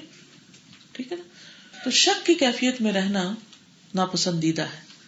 اور آہستہ سا کیا ہوگا، شک والی چیز لیتے لیتے ایک دن انسان اس میں سے بھی جا ہاتھ مارے گا کہ جو اس کے لیے واقعی ممنوع ہے. آپ نے مثال کس کی دی؟ کررائی، شپرڈ کی، چرواہے کی، کہ اس کی مثال چرواہے کی طرح ہے. چرواہا جو اونٹ کو چرائے یا بکریوں کو یا گائے وغیرہ کو، جو اپنے جانوروں کو اس جگہ کے آس پاس چراتا ہے جو محفوظ ہے، یعنی جو کسی کی پروہیبٹڈ ایریا ہے، ریزروڈ ایریا ہے، جس کی باؤنڈریز ہیں. کیونکہ کبھی ایسا ہوتا ہے کہ ایک جگہ کی حد بندی کر دی جاتی ہے، اس کو بارڈر لائن اس پہ لگا دی جاتی ہے، تو اس میں جانور چرانا منع ہوتا ہے. تو خواہ وہ حق کے ساتھ محفوظ کی ہو کسی نے یا ناحق کے ساتھ، حکومت کی طرف سے ہو یا کسی شخص کا اپنا کوئی ایریا ہو، کوئی لینڈ ہو، کوئی گارڈن ہو، کوئی فارم ہو، کچھ بھی ہو، تو جب پتا ہو اور اس نے روک رکھا ہو کہ یہاں کوئی کسی کا جانور نہ آئے، تو پھر وہ محفوظ ایریا ہوتا ہے، اس میں کسی کو جانے کی اجازت نہیں ہوتی، جانا بھی نہیں چاہیے. اب اگر کوئی شخص اس کے اندر تو نہ جائے لیکن اس کی باؤنڈری لائن کے پاس پاس جانور چرائے، تو ہو نہیں سکتا کہ کوئی جانور نہ آئے. تو فرمایا یہی مثال ہے اس شخص کی جو مشکوک ایریا میں پھرتا ہے، قریب ہے کہ وہ حرام میں جا پڑے. تو حرام کے قریب جانے سے بھی بچنا چاہیے. اصل سبق یہ ہے، حرام میں پڑنا تو دور کی بات، اس کے قریب بھی نہ پھٹکو. اس کو رسول اللہ صلی اللہ علیہ وسلم نے ایک بڑی زبردست مثال کے ساتھ واضح فرمایا ہے. بہت ہی خوبصورت حدیث ہے مسند احمد کی، اس سے انشاءاللہ مائنڈ مزید کھل جائے گا. رسول اللہ صلی اللہ علیہ وسلم نے فرمایا کہ اللہ تعالیٰ نے ایک مثال بیان کی ہے کہ ایک صراط مستقیم ہے، سیدھا راستہ ہے، جس کے دونوں جانب والز ہیں، دیواریں ہیں. یعنی اسٹریٹ راستہ، جیسے گلی ہوتی ہے نا، گلی اسٹریٹ ہوتی ہے، کوئی اسٹریٹ کیا ہے؟ سیدھا راستہ ہے. اور آس پاس کیا ہے؟ دیواریں ہیں یا گھر ہیں لوگوں کے.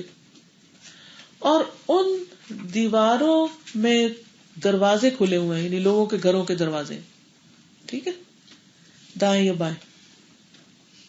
دروازوں پہ پردے لٹک رہے ہیں یا دروازے ہیں.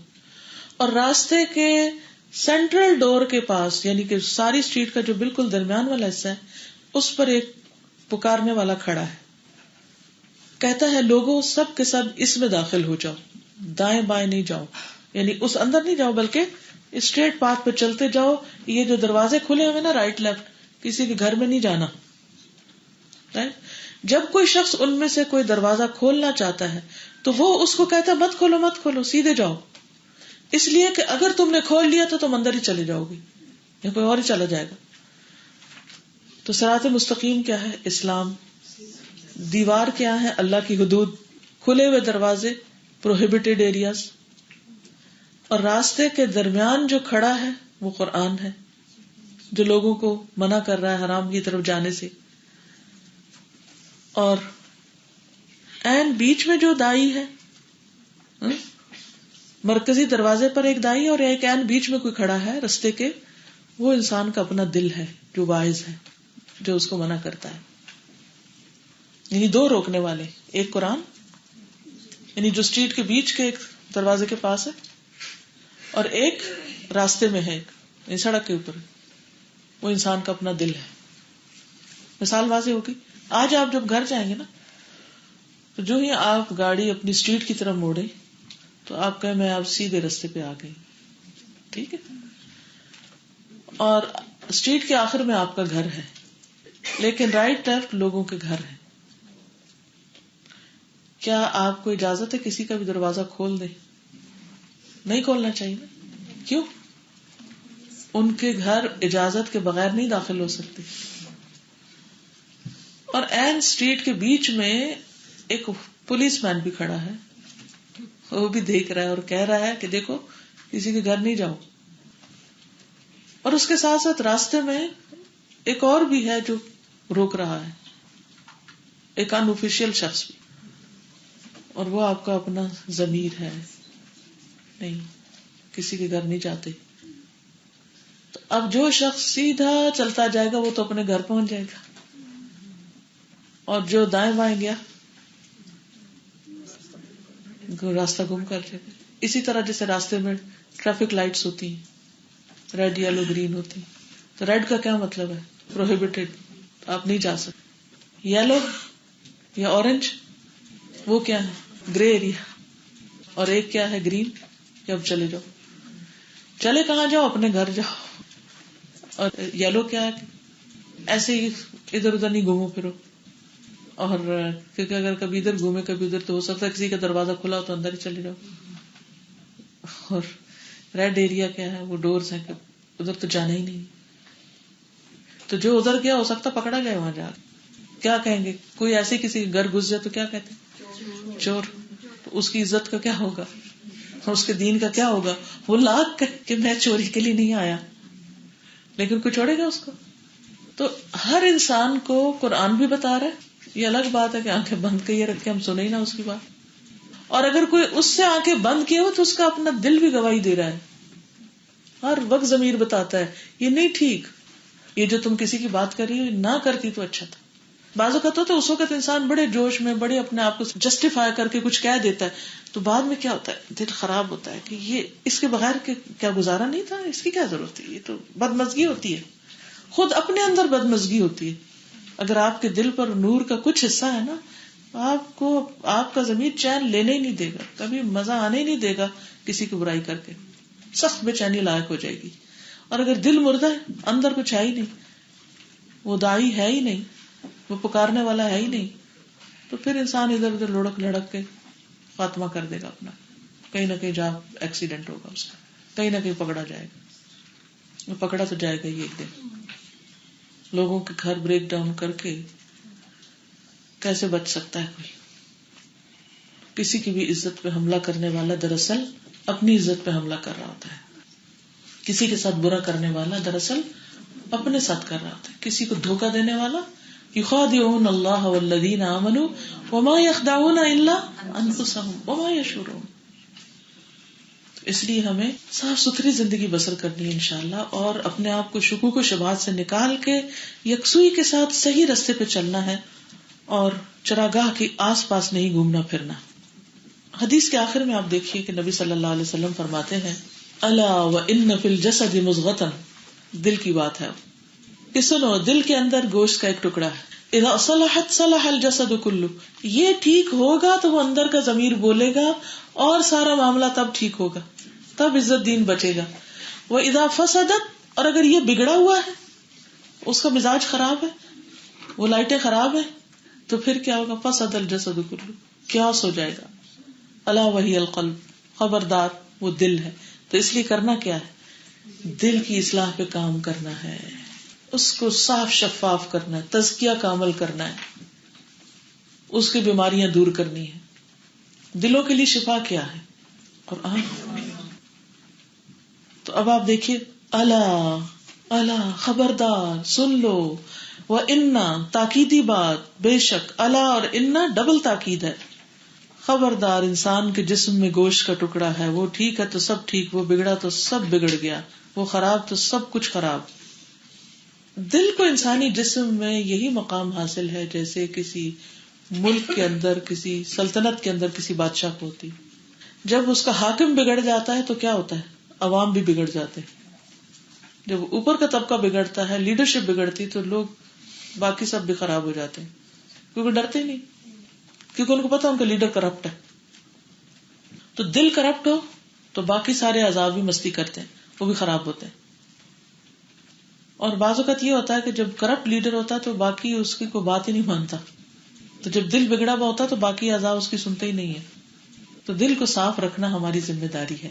ٹھیک ہے. اگر ہم چاہتے ہیں کہ شبہات سے بچیں تو اس کے لیے دو چیزیں ضروری ہیں، ایک قرآن و سنت کا مطالعہ، اور دوسرے تزکیہ نفس، دل کو صاف رکھنا. اس پر کام کرنا ہوگا کیونکہ یہ دونوں ہمیں لیڈ کریں گے. عبداللہ ابن عمر کہتے ہیں کہ آپ صلی اللہ علیہ وسلم سے کہا گیا، اے اللہ کے رسول، لوگوں میں کون سا سب سے افضل ہے، سب سے اچھا کون ہے؟ آپ نے فرمایا صاف دل والا، صاف دل والا اور زبان کا سچا. لوگوں نے کہا زبان کے سچے کو تو ہم پہچانتے ہیں، لیکن صاف دل کون ہے؟ آپ نے فرمایا پرہیزگار، پاک صاف، جس کے دل میں نہ گناہ ہو، نہ بغاوت ہو، نہ خیانت ہو، نہ حسد ہو، کسی سے جیلس نہیں ہو، کوئی چپکے سے ڈنڈی نہیں مار رہا کہ ایسے چھپ چھپ کے کوئی غلط کام کر رہا ہو، اور نہ کوئی سرکشی ہو کہ یہ کیا، اب یہ بھی حکم آ گیا، اب یہ کرو، یہ نہ کرو، اللہ رسول کے خلاف اس کے دل میں کوئی ایسی چیز نہ ہو، بلکہ ایکسپٹنس ہو. حذیفہ کہتے ہیں کہ میں نے رسول اللہ صلی اللہ علیہ وسلم کو یہ فرماتے ہوئے سنا ہے کہ فتنے دلوں پر ایک کے بعد ایک اس طرح آئیں گے جس طرح چٹائی کے تنکے ایک دوسرے کے ساتھ مسلسل اور آگے پیچھے ہوتے ہیں، جیسے آپ کے کپڑے بنے ہوئے ہیں ساتھ. بس جو دل ان کے ساتھ خلط ملت ہو گیا، یعنی فتنوں کے اندر پڑ گیا، اس کے تانے بانے میں اور گھل مل گیا، تو اس میں ایک سیاہ نقطہ علامت کے طور پہ لگا دیا جائے گا، دل سٹیمپ کر دیا جائے گا کہ فتنے والا دل ہے. اور جس دل نے ان کا انکار کیا کہ نہیں مجھے ان فتنوں میں نہیں پڑنا اور انہیں برا سمجھا، تو اس میں نشانی کے طور پر سفید نقطہ لگا دیا جائے گا، یہاں تک کہ وہ فتنے 2 دلوں پر منحصر ہو جائیں گے. ایک سفید دل جو بالکل صاف شفاف ہے، تو آسمان اور زمین کے باقی رہنے تک کوئی فتنہ اسے نقصان نہیں دے گا، اس کے اندر جائے گا ہی نہیں. دوسرا دل جو مٹیالا اور کالا ہے، مٹی کے برتن کی طرح جھکا ہوا ہوگا کہ وہ نیکی کو نیکی نہیں پہچانے گا، برائی کو برائی نہیں جانے گا، مگر وہ جو اس کا نفس پسند کرتا ہو وہ صرف وہی چیز دیکھے گا. یعنی فتنے تو موجود ہیں دنیا میں، ہر طرح کی باتیں اور خبریں اور لوگ موجود ہیں، تو جو انسان اپنے آپ کو ان سے بچائے گا تو وہ بچ جائے گا، اور جو ان کے اندر دلچسپی لے گا تو وہ اس میں پھنس جائے گا. اب دل کی اصلاح کا طریقہ کیا؟ پہلی بات تو یہی کہ دل کے ایک دھبے سے دل کی حفاظت کرنا. نبی صلی اللہ علیہ وسلم نے فرمایا گناہ دلوں پہ غلبہ پانے والا ہے. جب کسی مسلمان سے کوئی گناہ سرزد ہوتا ہے تو اس کے دل پر ایک سیاہ دھبا پڑتا ہے. اگر وہ توبہ استغفار کر لے تو دل پھر سے صاف اور روشن ہو جاتا ہے، ورنہ جتنے گناہ بڑھتے جاتے ہیں اتنا ہی زیادہ دل سیاہ ہوتا چلا جاتا ہے، حتیٰ کہ اس کے دل پر وہ زنگ چھا جاتا ہے جس کا ذکر قرآن مجید میں اللہ تعالیٰ فرماتے ہیں کلا بل ران علی قلوبہم ما کانوا یکسبون. کیا مطلب ہے اس کا؟ ہرگز نہیں، بلکہ ان کے دلوں کو زنگ لگ گیا ہے ان کرتوتوں کی وجہ سے جو وہ کرتے ہیں. تو گناہ اور برائیوں میں ملوث ہونا انسان کے دل کو زنگ آلود کر دیتا ہے، اور جب دل زنگ آلود ہوتا ہے تو اس کو نظر ہی نہیں آتا حق اور باطل کا فرق. جیسے آنکھیں بلر ہوں تو پتہ نہیں چلتا کہ کون سا رنگ ہے، یہ کون سا شخص ہے. اینک اتار دیں تو بعض اوقات آپ انسانوں کی شکل نہیں پہچانتے. تو جب اینک لگ جاتی تو ہر چیز روشن ہو جاتی. تو بالکل اسی طرح جب انسان توبہ استغفار کرتا ہے تو اندر سے کلینزنگ ہوتی، دل صاف ہوتے ہیں. جب وہ صاف ہوتے ہیں تو پھر اچھے برے کا فرق پتہ چلنے لگتا ہے. اس کے لیے کیا کرنا چاہیے؟ گناہ کے فوراً بعد توبہ کرنی چاہیے، توبہ کو ڈیلے نہیں کرنا چاہیے. رسول اللہ صلی اللہ علیہ وسلم نے فرمایا جب کسی مسلمان سے کوئی گناہ سرزد ہوتا ہے تو اس کے دل پر سیاہ دھبا پڑ جاتا ہے، اگر وہ توبہ کر لے تو دل پھر سے صاف ہو جاتا ہے. پھر یہ ہے کہ دل کو مختلف طرح کے برے خیالات اور بری باتوں سے محفوظ رکھنا چاہیے. دل کو سلامت رکھنے کی فکر کرنی چاہیے، دنیا کی محبت سے، لوگوں کی نفرت سے، حسد سے، برے خیالات سے. قرآن مجید میں آتا ہے یوم لا ينفع مال ولا بنون الا من اتى الله بقلب سلیم. جس دن مال اور بیٹے کام نہیں آئیں گے مگر جو اللہ کے پاس سلامتی والا دل لے کر آیا. کوئی بتائے گا آپ میں سے کہ سلامت دل کون سا ہوتا ہے؟ قلب سلیم کا کیا معنی ہے ذرا بتائیے نا. جی، شرک سے پاک ہو، نفاق سے پاک ہو، جو غیر اللہ کی شدید محبت سے پاک ہو، یعنی محبت بھی ہو تو صرف اللہ کے لیے اور اللہ کی محبت کے تابع، شک و شبہ سے پاک ہو، یقین کے ساتھ اللہ کی اطاعت کرنے والا ہو. تو اس لیے بہت ضروری ہے کہ ہم اپنے دل کو مسلسل واچ کرتے رہیں، کیونکہ جنت انہی کے لیے ہے جو اللہ کے پاس قلب منیب لے کر آئیں گے، قلب سلیم لے کر آئیں گے. سورۃ قاف میں اللہ تعالیٰ فرماتے ہیں آیت نمبر 31 سے 34 تک قریب کر دی جائے گی، جو کچھ دور نہ ہوگی، آرام سے پہنچ جائیں گے اس میں. یہ ہے جس کا تم سے وعدہ کیا جاتا تھا. ہر اس شخص کے لیے جو بہت رجوع کرنے والا، یعنی غلطی ہونے کے بعد فوراً پلٹ آنے والا، خوب حفاظت کرنے والا کہ آئندہ نہیں، یہاں سے یہ پھسلن والا رستہ ہے، یہاں سے نہیں گزرنا. جو رحمان سے بن دیکھے ڈر گیا، اللہ کو دیکھا نہیں پھر بھی ڈرتا ہے، اور رجوع کرنے والا دل لے کر آیا. اس میں سلامتی کے ساتھ داخل ہو جاؤ، یعنی جنت میں. یہی ہمیشہ رہنے کا دن ہے. ان کے لیے جو وہ چاہیں گے وہ اس میں ہوگا. جنت میں ہر خواہش پوری ہو جائے گی، کیونکہ دنیا میں روک روک کے رکھا تھا اپنے آپ کو، اور ہمارے پاس مزید بھی ہے، یعنی اللہ کا دیدار بھی ہے. تو اس لیے بہت ضروری ہے کہ ہم اپنے دلوں کی حفاظت کریں، اپنے دلوں کو صاف رکھیں. گناہوں کے دھبے لگ جائیں تو فوراً دھونے کی کریں، دلوں کو سخت نہ ہونے دیں. اور کیا کریں؟ مشکلات میں اللہ کی طرف رجوع کریں، کیونکہ انسان کے اوپر جب مشکل آتی ہے، غم آتا ہے، دکھ یا تکلیف آتی ہے، تو فوراً شیطان ہمدردی کرنے پہنچ جاتا ہے اور اللہ تعالیٰ سے بدگمان کرنے لگتا ہے، اور اس طرح انسان تکلیف کے آنے کے بعد اللہ سے دور ہو جاتا ہے. تو اس لیے بہت ضروری ہے کہ اس سے محفوظ رہیں. قرآن مجید میں آتا ہے سورۃ الانعام 43 فَلَوْلَا إِذْ جَاءَهُمْ بَأْسُنَا تَضَرَّعُوا وَلَكِنْ قَسَتْ قُلُوبُهُمْ وَزَيَّنَ لَهُمُ الشَّيْطَانُ مَا كَانُوا يَعْمَلُونَ. پھر جب ان پر ہمارا عذاب آیا تو وہ کیوں نہ گڑ گڑائے، مگر ان کے دل سخت ہو گئے، اور جو کام وہ کر رہے تھے شیطان نے انہیں وہی کام خوبصورت بنا کر دکھا دیے. تو اس لیے وہ مصیبت اور آزمائش کے وقت اللہ کے قریب آنے کی بجائے اور دور ہو گئے. پھر دل کی درستگی کے لیے زبان کا درست ہونا بہت ضروری ہے. زبان کی اصلاح، زبان کی درستگی. انس بن مالک کہتے ہیں کہ رسول اللہ صلی اللہ علیہ وسلم نے فرمایا، کسی آدمی کا ایمان درست نہیں ہوتا یہاں تک کہ اس کا دل درست ہو، اور اس کا دل درست نہیں ہوتا یہاں تک کہ اس کی زبان درست ہو جائے. یعنی اگر کوئی شخص جھوٹ، چغلی اور دوسروں کے ساتھ غلط قسم کے ہنسی مذاق، فحش باتیں اور اللہ سبحانہ وتعالیٰ کی ناراضگی کے کلمات بولتا ہے، تو پھر ایسا شخص، اس کا دل بگڑ جاتا ہے، اور جب دل بگڑ جاتا ہے تو پھر حلال و حرام کی تمیز مٹ جاتی ہے. تو اللہ کی طرف رجوع اور دل کو آفات سے بچانا، گناہ پر فوراً توبہ استغفار اور زبان کی درستگی. دو چیزیں دل کو بہت سخت کرتی، کثرت کلام اور کثرت طعام. بہت کھانا یا کھانے کی فکر رکھنا اور زیادہ بولنا. نبی صلی اللہ علیہ وسلم نے فرمایا، کفر اور فسق اور دل کی سختی ان میں ہے جو جانوروں کو چراتے وقت چیختے چلاتے ہیں. تو گھر میں بھی بچوں پہ بہت چیخنا چلانا یہ بھی اچھی عادت نہیں. یہ شوہر کے ساتھ چیخنا چلانا، یہ کسی سے بھی ذرا اختلاف ہو تو انسان بدتمیزی اور چیخنے پر اتر آئے، اس سے بھی دل سخت ہوتا ہے. فرمایا، یہ گھوڑے اور اونٹوں والے ہیں جنہیں شیطان بہکاتے ہیں جب اونٹوں کے پیچھے سوار ہوتے ہیں، یعنی ان کو مارتے پیٹتے اور شور مچاتے ہوئے جاتے ہیں.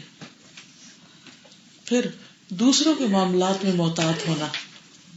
دل بچانے کے لیے کیا ضروری ہے؟ دوسروں کے معاملات میں محتاط ہونا.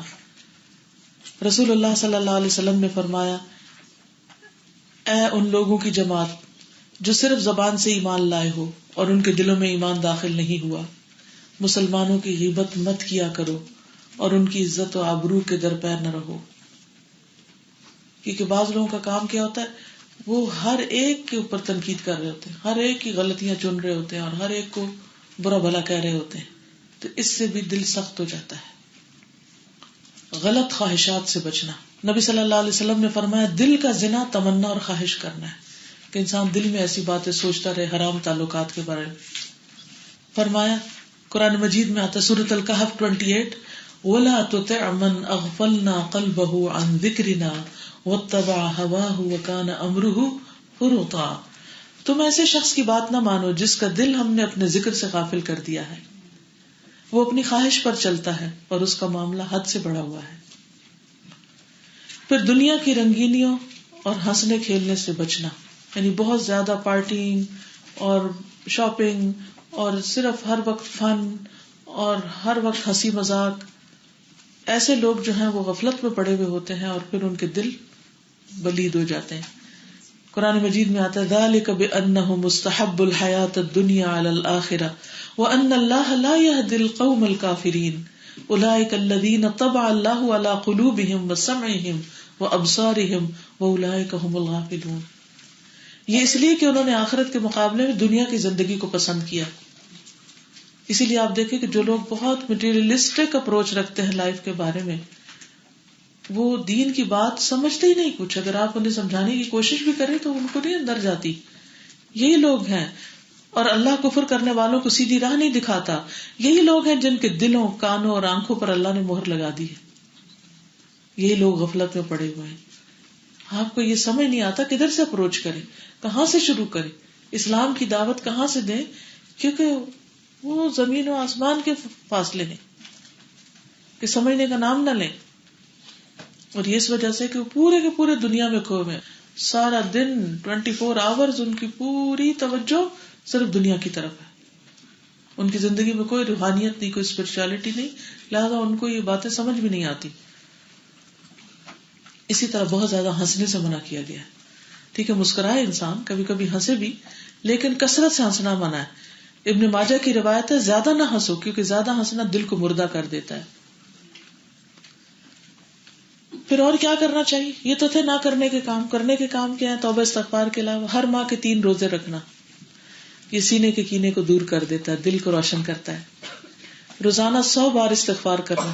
نبی صلی اللہ علیہ وسلم نے فرمایا میرے دل پر بھی پردہ سا آ جاتا ہے، اسی وجہ سے میں ایک دن میں 100 مرتبہ اللہ سے استغفار کرتا ہوں. تو اگر کوئی چاہتا ہے کہ اس کا ہارٹ کلین ہو تو کیا کرے؟ کثرت سے استغفار کرے. اب آپ کوئی ٹائم ایک مقرر کر لیں، چاہے واک کرتے وقت، چاہے کوکنگ کرتے وقت، یا کوئی بھی، یا ویسے ہی بیٹھ کے گن کے 100 بار استغفار. اور اس میں اگر زیادہ وقت نہ بھی ہو تو استغفر اللہ استغفر اللہ استغفر اللہ، اللہ مجھے معاف کر دے، استغفر اللہ، اللہم اغفر لی، اللہم اغفر لی، یا اللہ تو بخش دے، یا اللہ بخش دے، یا اللہ درگزر فرما، یا اللہ معاف کر دے. ٹھیک ہے، کیونکہ ہم جو ہے استغفر اللہ استغفر اللہ استغفر اللہ استغفر اللہ کیسی رٹ لگا کے 100 کی تسبیح کر کے رکھ دیتے ہیں، کچھ پتہ نہیں ہوتا. نہیں، کبھی استغفر اللہ کہیں، کبھی اللہم اغفر لی کہیں کہ اللہ تو بخش دے، اللہ پلیز فارگیو می، اللہ تو مجھ پہ رحم کر. تو اس طرح کر کر کے کہیں گے تو آپ دیکھیے تو صحیح کس طرح دل نرم ہوتا ہے، ایک دم چینج آئے گا آپ میں. لیکن بول کے، دل لگا کے، اکیلے میں اللہ سے باتیں کر کے کہیے. پھر دل کی ثابت قدمی کے لیے دعائیں بھی کریں. یہ نہیں کہ ایک دن آپ نے استغفار کی، آپ کے آنسو بھی نکلے، آپ کا دل ہلکا ہو گیا اور اگلے دن تک ویسا ہی رہے گا. نہیں، اگلے دن پھر پردہ آئے گا، پھر کوئی غلطی ہوگی، پھر کوئی بوجھ آ جائے گا، پھر اگلے دن پھر اس کو دھونا ہے. جیسے روز منہ دھوتے ہیں نا، یہ تھوڑی کہتے کل دھویا تھا نا، کیا لگا ہوا؟ کچھ بھی نہیں لگا ہوا. کیا لگا ہوتا بتائیے تو صحیح، کیوں دھوتے ہیں صبح صبح؟ فریش ہوتے ہیں، فریش کرتے ہیں. کمپیوٹر بھی ریفریش کرتے ہیں، اپنے آپ کو بھی فریش کرتے ہیں، لیکن دل کی خبر نہیں ہوتی ہمیں کہ اس کو بھی ریفریش کرنا ہے. وہ نہ لگ کے بھی کچھ اندر ہی کے ڈیڈ سیل وہ انسان کے اوپر جم جاتے ہیں اور وہی اس کو اریٹیٹ کر رہے ہوتے ہیں. 2 دن نہ نہائے تو کیا ہوتا ہے؟ اتنا عجیب سا حال ہو جاتا ہے. بالوں میں کنگھی نہ پھیرے تو کیا ہوتا ہے؟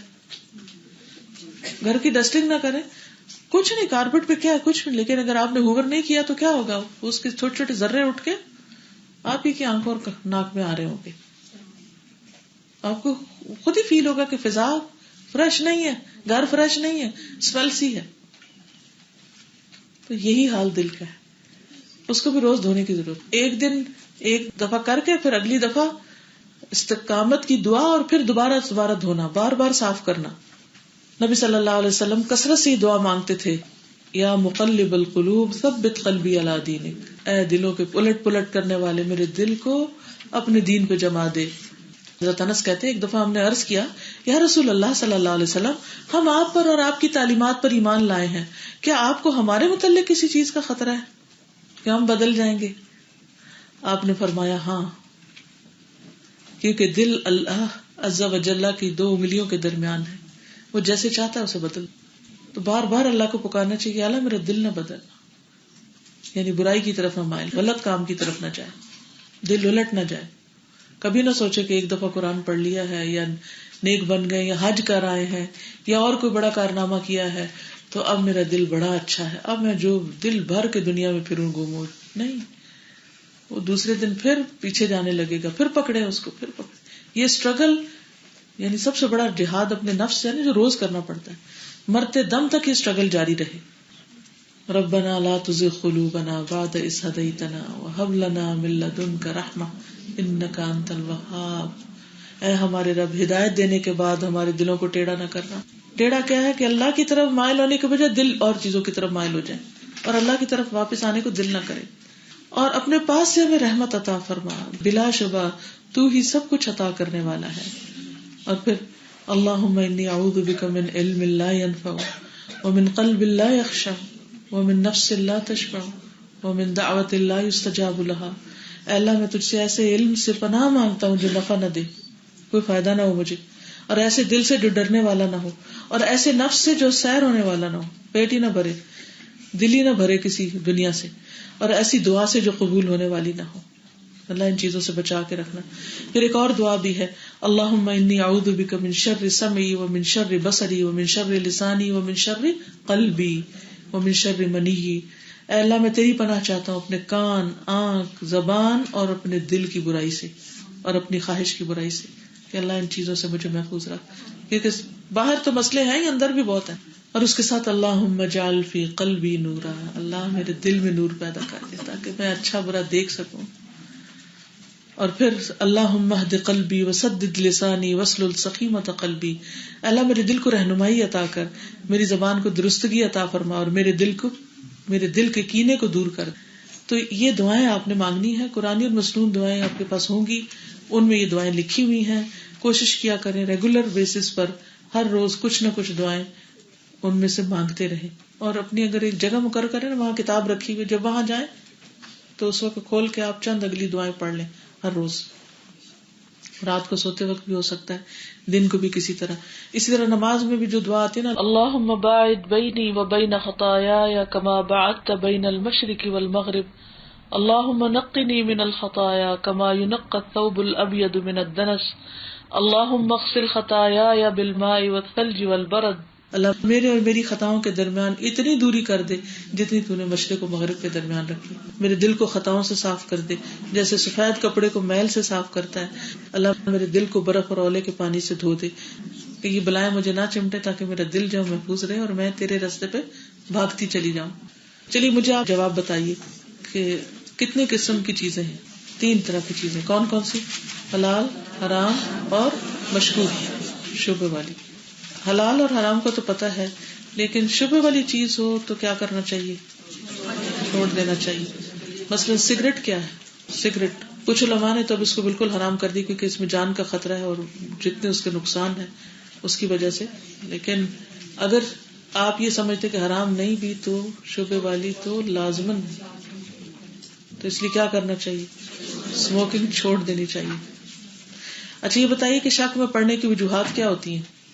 لا علمی، خواہش پرستی، ناسمجھی، قلت العلم، قلت الفہم، اور غور و فکر میں کمی، توجہ ہی نہیں کرتے بات کی طرف.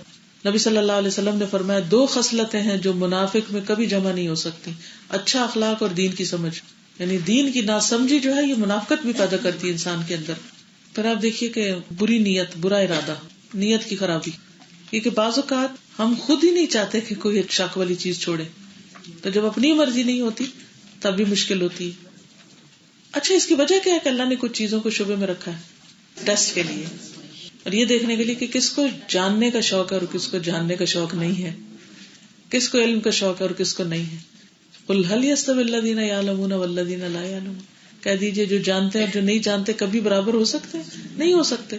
والذین اوتوا العلم درجات، جن کو علم دیا گیا ان کے درجے بلند ہیں. تو ہمیں کیا کرنا چاہیے؟ اپنے درجوں کی بلندی کے لیے مزید سیکھنا چاہیے. تو علم والوں کی فضیلت ہے اس میں. پھر آپ دیکھیے کہ شبہات سے بچنے کی کیا ترغیب ہمارے دین نے دی ہے. کیوں بچو شبہات سے؟ تاکہ کیا بچا سکو؟ اپنا دین اور عزت. اور شک میں پڑنے سے کیا ہوتا ہے؟ مشکوک چیز اختیار کرنے سے انسان نقصان کیا ہوتا ہے؟ حرام میں جا پڑتا ہے. سچائی واضح ہو جاتی ہے، وہ بھی اس کا ٹیسٹ ہوتا ہے نا، اور لوگوں کا بھی ہوتا ہے. تو شک میں پڑنا حرام میں پڑنا ہوتا ہے، اس لیے شک والی چیزوں سے بچنا بہت ضروری ہے. یہ نہیں سوچنا چاہیے اچھا کوئی نہیں، who knows، کیا پتا ٹھیک ہی ہو، کھا لیتے ہیں، کر لیتے ہیں. پھر آپ دیکھیں کہ نبی صلی اللہ علیہ وسلم کتنے خوبصورت انداز میں باتیں سمجھاتے ہیں، مثالوں کے ساتھ، فائدہ اور نقصان بتا کے.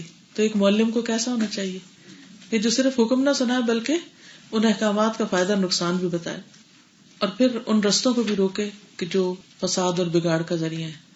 تو دل کی اصلاح جو ہے وہ کون کون سے طریقوں سے ہوتی ہے، تھوڑی سی وہ دوہرا دیں. اعمال کتنی قسم کے ہوتے ہیں پیچھے بتا چکی ہوں، 3 طرح. اگر دل بگڑا ہوا تو اس کے اعمال صحیح ہو سکتے ہیں؟ تو ایک حصہ تو اعمال کا ویسے ہی چلا جائے گا پھر. اس لیے بھی دل کو صحیح کرنا ضروری ہے. قیامت کے دن دل کو الگ سے نکال کے اس کا بھی کچھ ٹیسٹنگ ہوگی کہ کیا ہے اس کے اندر. وَحُصِّلَ مَا فِي الصُّدُورِ يَوْمَ تُبْلَى السَّرَائِرُ. جس دن جو راز ہے نا سینے کے, ان کو بھی ٹیسٹ کیا جائے گا, پرکھا جائے گا, دیکھا جائے گا کہ کیا سوچتا تھا, کیا اس کے اندر شک شبے پلے ہوئے تھے.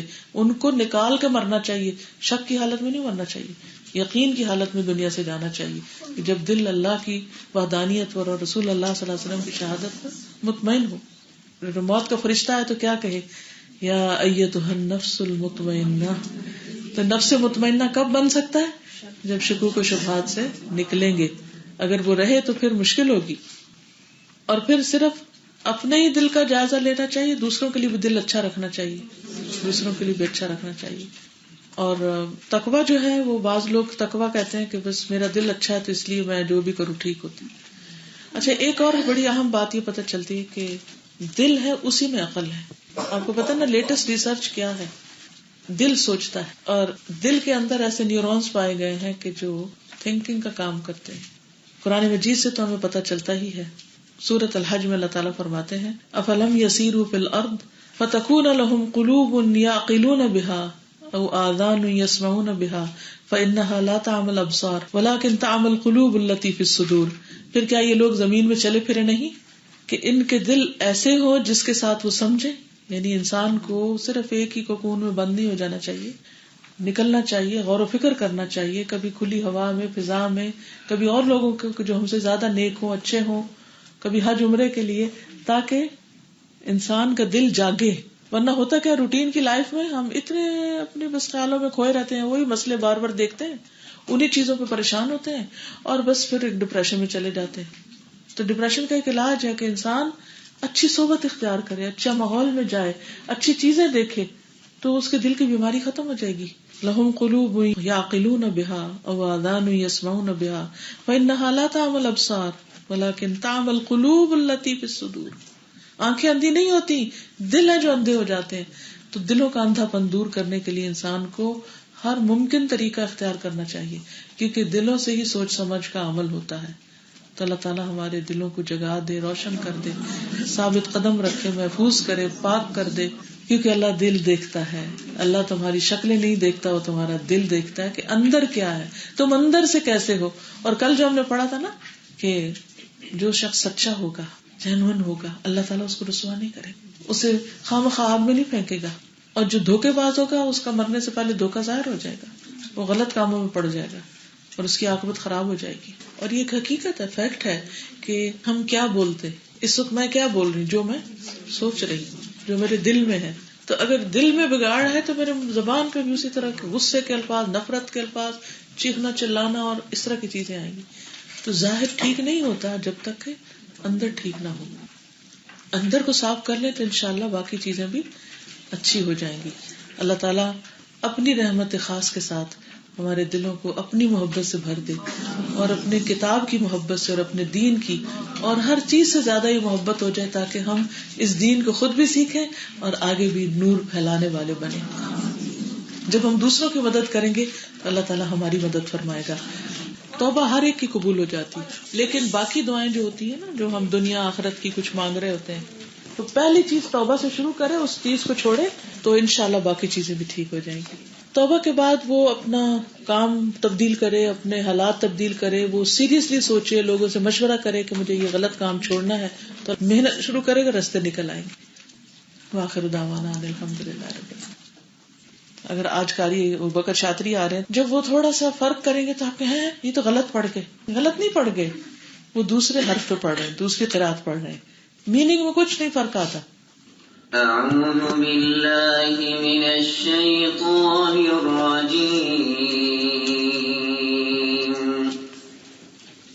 بسم اللہ الرحمن الرحیم. عَمَّ يَتَسَاءَلُونَ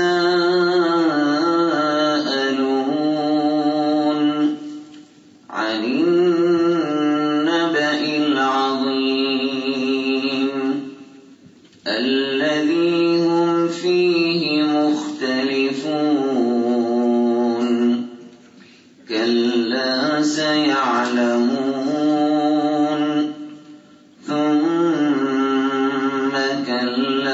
سيعلمون ألم نجعل الأرض مهادا والجبال أوتادا وخلقناكم أزواجا وجعلنا نومكم سباتا وجعلنا الليل لباسا وجعلنا النهار معاشا وبنينا فوقكم سبعا شدادا وجعلنا سراجا وهاجا وأنزلنا من المعصرات ماء ثجاجا لنخرج به حبا ونباتا وجنات ألفافا إن يوم الفصل كان ميقاتا يوم ينفخ في الصور فتأتون أفواجا وفتحت السماء فكانت أبوابا وسيرت الجبال فكانت سرابا إن جهنم كانت مرصادا للطاغين مآبا لابثين فيها أحقابا لا يذوقون فيها بردا ولا شرابا إلا حميما وغساقا جزاء وفاقا إنهم كانوا لا يرجون حسابا وكانوا بآياتنا كذابا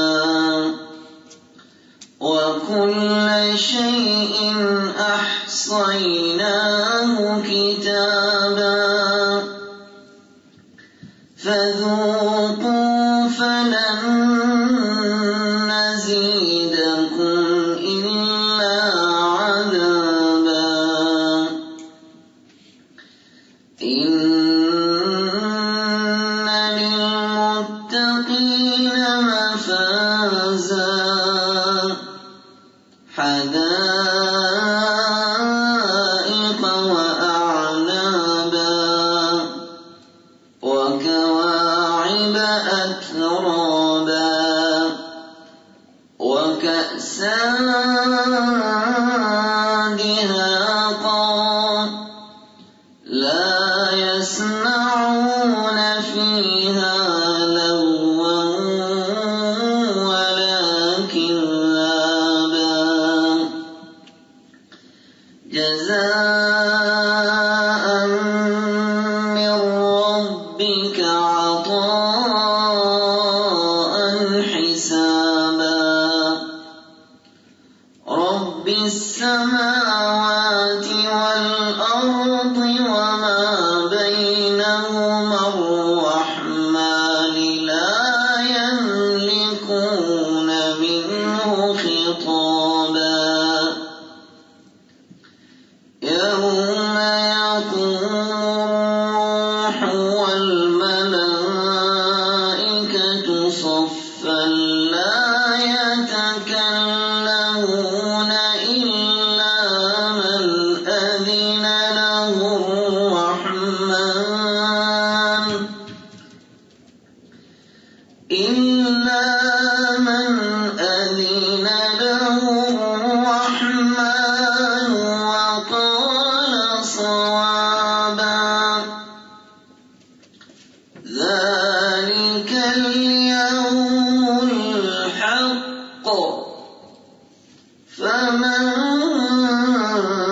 شاء اتخذ إلى ربه مآبا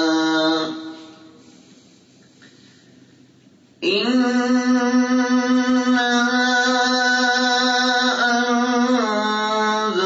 أنذرناكم عذابا قريبا يوم ينظر المرء ما قدمت يداه ويقول الكافر